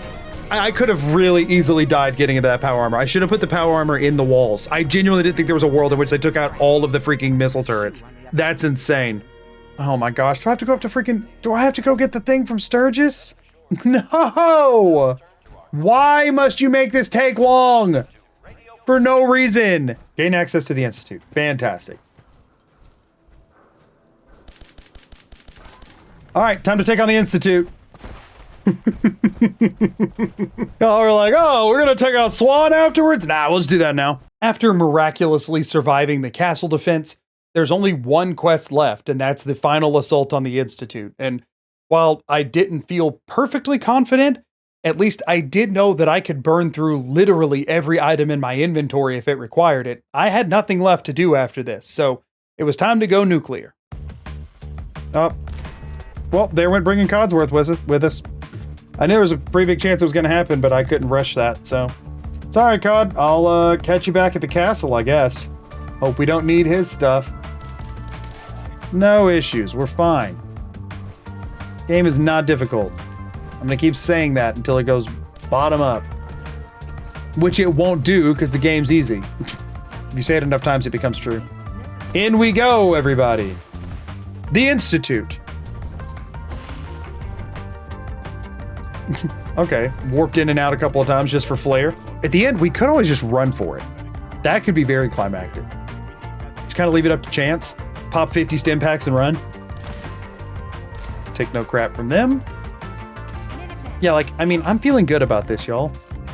Obviously, I know it gets harder from here, but still, I'm feeling good about this. Only thing I'm worried about is my level of 10 mil ammo. I think Codsworth might have had some on him. So maybe we use this for a little bit. Release the gorillas. Gosh, that's a lot of bullets. Gorilla corpse flying by is a new high for this run, let's be honest. We're not topping that. I should die right now. I'm not going to, though. I need to stop fighting any of these guys. I need to save the ammo. I think we just go. Screw you, Courser. Get out of here. I can't hit him if I can't see him, so I just had to punch. And just trust that he was in that direction. Okay, well, if he's healing, we're not going to keep this up. This is annoying. And he's stealth boying again? Oh, these guys suck. Ruining my fun. Grab a laser pistol. Nah, where's the fun in that? We'll use what we brought. I'm sure it'll be enough. Dude, can we stop, please? Oh, the Junkie's Western Revolver. Head wound. Perfect. Just as I intended. This is how this was meant to end. This is how things were supposed to be. There you go. Reach the reactor. Listen, y'all, I don't even have to fight anything. I just gotta reach the reactor. That's not even hard. Consider yourselves ignored. Consider yourselves ignored. Be the reactor. This must be the reactor. This must be the reactor, Preston. This must be the reactor. This must be the reactor. Preston, this must be the reactor. This must be the reactor. Broken freaking record, dude. We get it. It's the reactor. Sensor anomaly detected. Someone present. Wow, he was a problem. Guess what, y'all? This must be the reactor. This must be the reactor. This must be the reactor. This must be the reactor. Hold on. This must be the reactor. This must be the reactor. Preston, he told me that this must be the reactor. It must be. It's the reactor. It's the reactor. We did it. It's the reactor. It's the reactor. It's the reactor. Sorry, did something happen? Are we at the reactor yet? Double check with Preston. I'm not sure if it's the reactor. We might have put it on the wrong thing. It took me just under 27 hours for this one attempt. Y'all, this attempt went almost as long as the other 22 combined. Because that's how you're supposed to play Permadeath, unlike what I was doing, which is fine.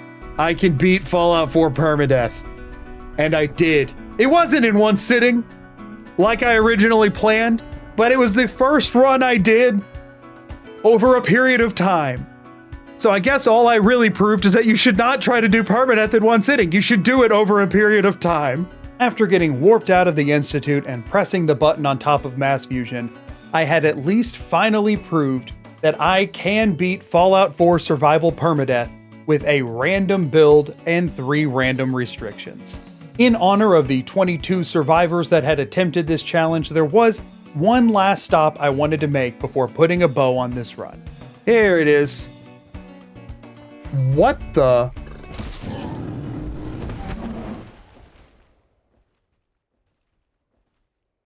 You just got Trevored!